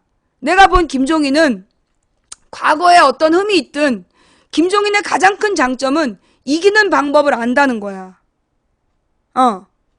김종인은 이기는 방법을 알아. 그런데 김종인의 단점은 너무나 제왕적 권한을 원한다는 거야. 근데 단점 하나, 제왕적 권한을 원한다. 두 번째, 그런데 주변에 쓰레기 같은 인물들이 있다. 그러니 제왕적 권한을 주기에 우리 이 당 지지자들이 동의하기가 어렵다.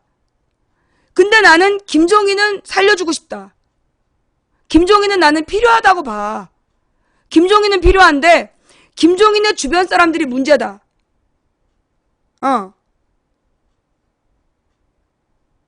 그러니 김종인이 신뢰할 만한 개혁적인 인물과 손을 잡는 모습을 보여주길 바란다.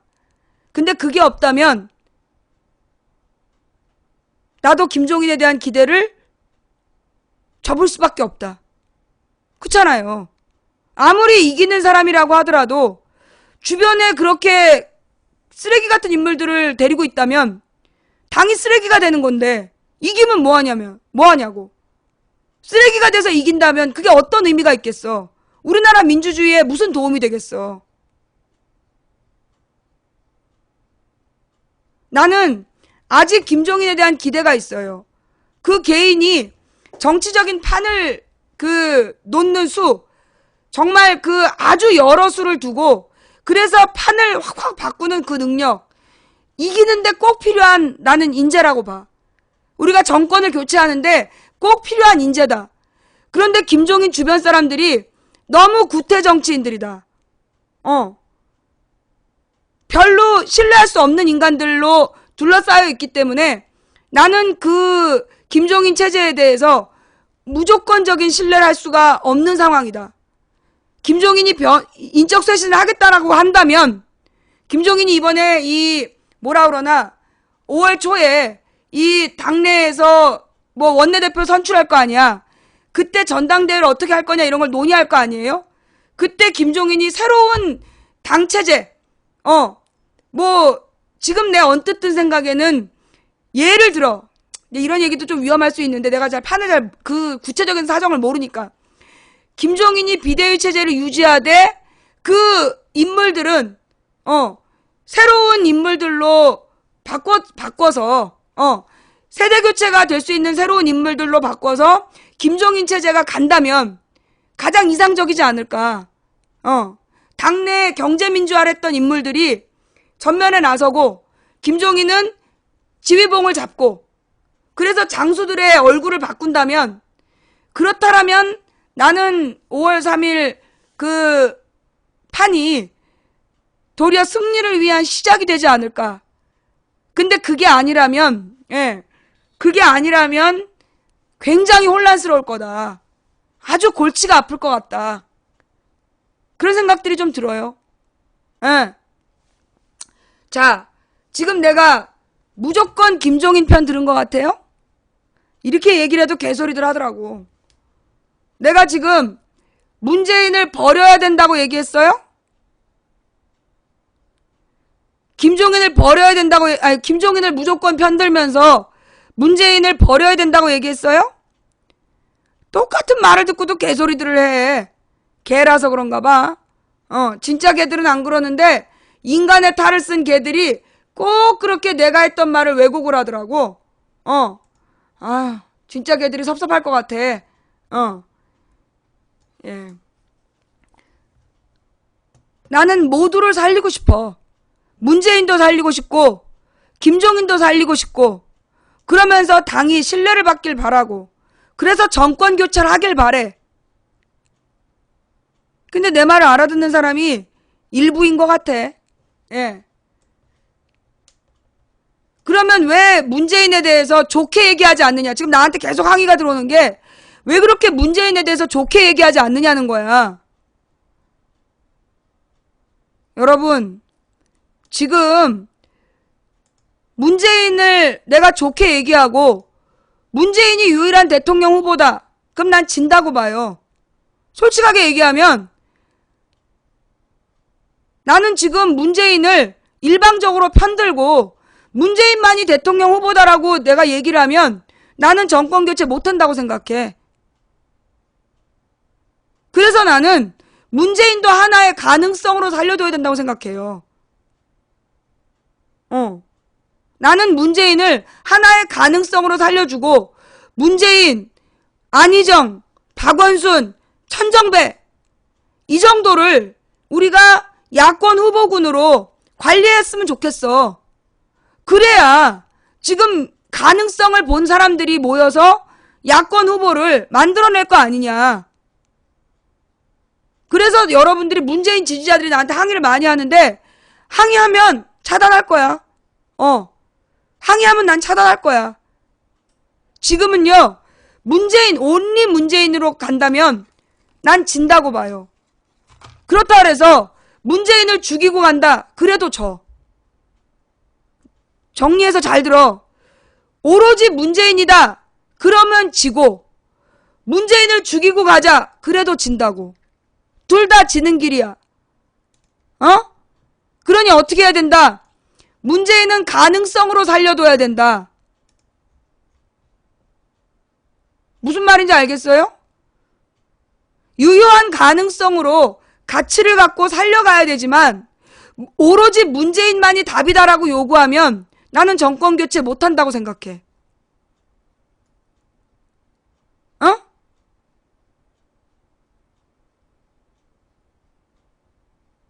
망치 부인 말이 맞는 것 같다, 손. 망치 부인 말이 맞는 것 같다, 손.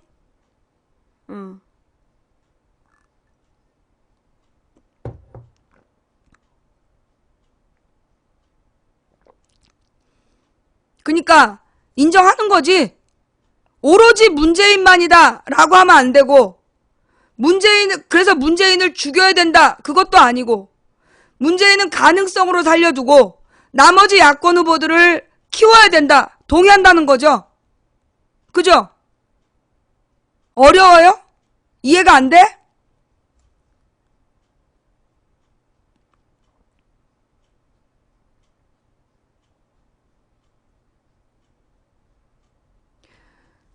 만약에 문재인이 온리 문재인으로 가면 내가 왜 온리 문재인을 반대하느냐? 호남도 있지만 내가 볼 때는 문재인을 쟤네들이 제일 빨리 쳐서 죽일 것 같다고. 그러면 문재인이 죽고 나면 대선 흥행이 안 돼. 누구도 대타로 세워갖고 재미를 못 봐. 그래서 나는 문재인은 끝까지 살려둬야 된다고 보는 사람이야. 여러분이 원하는 대로 문재인을 대통령을 만들고 싶으냐? 그건 모르겠어. 나는 누구든지 이긴 놈이 내 편이다라는 생각이기 때문에 그 4명 중에 누구든 대선 후보가 되면 그 4명 중에 난 누가 대선 후보가 돼도 나는 그를 위해 싸울 수 있어. 그 4명이 아니면 나는 못하겠지만 그 4명 중에 누구라면 난 누구라도 나는 상관없다고 생각해. 문재인, 박원순, 안희정, 천정배 이 4 중에 누구라도 나는 대통령 할 수 있다고 생각하거든요.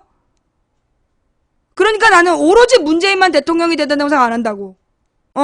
근데 이 4명을 그래서 4명 중에 이긴 사람을 데리고 갈 거야. 나는 이 4명을 지지해. 그리고 이 4명 중에 누구든지 이기면 그 사람을 위해 최선의 노력을 다하고 싶어. 근데 여러분이 나한테 문재인만으로 해달라. 문재인만으로 해달라. 뭐 안철수는요?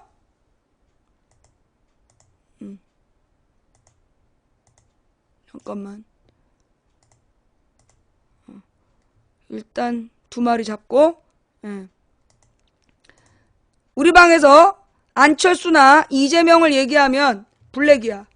그건 영원히 대선 때까지 블랙이야. 안철수나 이재명을 얘기하면 대선 때까지 블랙이야.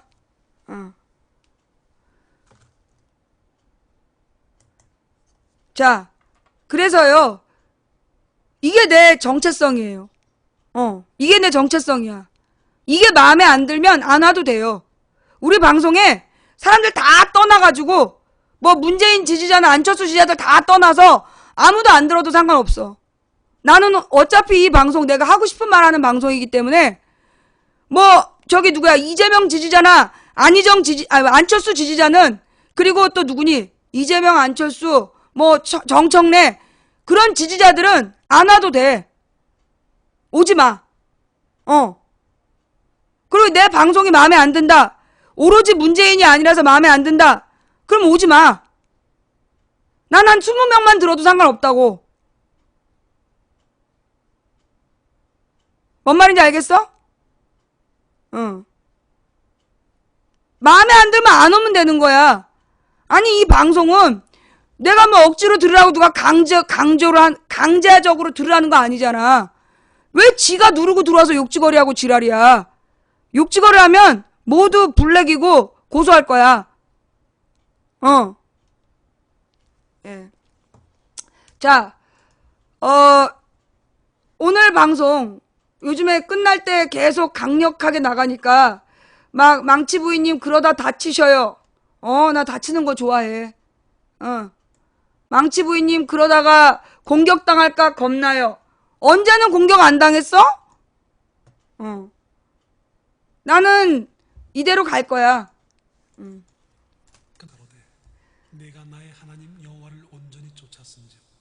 내가 정권 교체를 하고 싶은 건 누구 한 사람을 대통령으로 만들고 싶어서가 아니야. 내가 정권 교체를 하고 싶은 건 누구 한 사람을 대통령을 만들고 싶어서가 아니라고.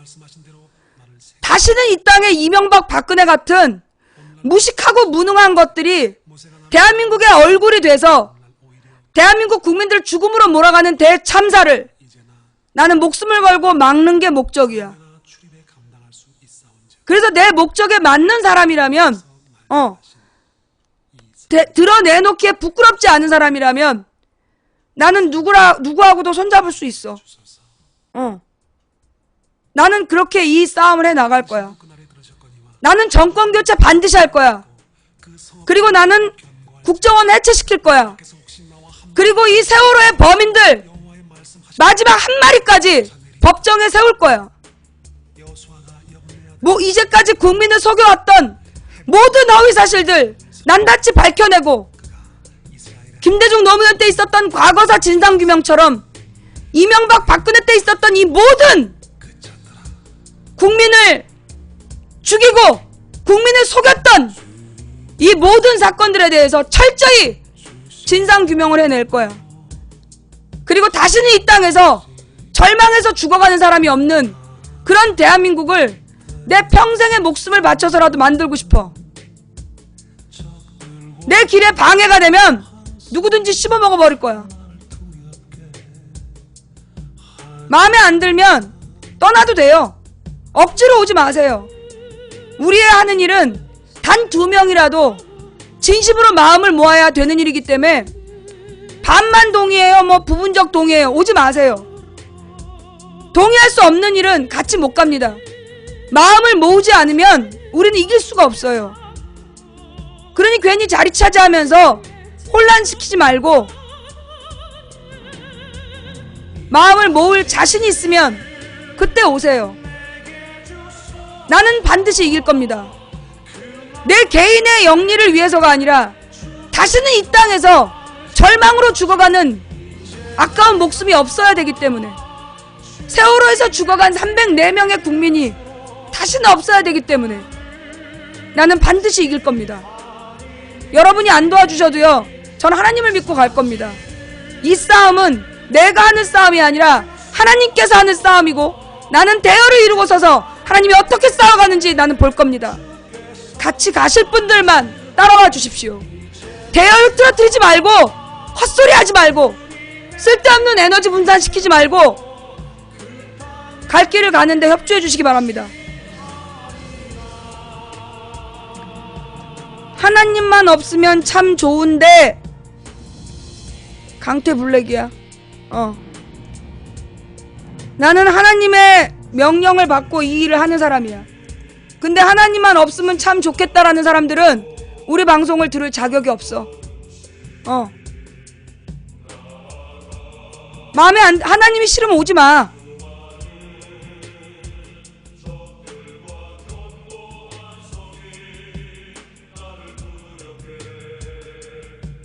그럼에도 불구하고 망치 부인이랑 같이 갈 사람 손. 종교가 달라도 처지가 달라도 망치 부인이랑 같이 달려가겠다라는 사람 손.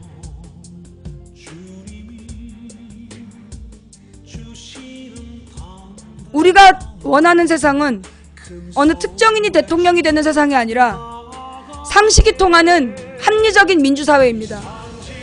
더 이상 절망감에 국민들이 목숨을 스스로 끊지 않는 나라, 더 이상 억울하게 우리 아이들이 저 말도 안 되는 배 안에서 죽어가지 않는 나라, 상식이 똑바로 선 나라를 만드는 게 우리의 목표입니다. 된다고 믿든 안 된다고 믿든 당신의 믿음대로 될 겁니다. 누군가 간절히 소망하면 온 우주가 그의 소망을 위해 움직이기 시작한다고 했습니다. 한 사람이 꾸는 꿈은 꿈일 뿐이지만 100인이 꾸고 만인이 꾸면 현실이 된다고 했습니다. 우리가 가는 길은 갈만한 길이라서 가는 게 아니라 가야 할 길이라서 가는 겁니다. 길이 보이지 않으면 길을 만들면 되고, 빛이 보이지 않으면 우리가 빛이 되면 됩니다.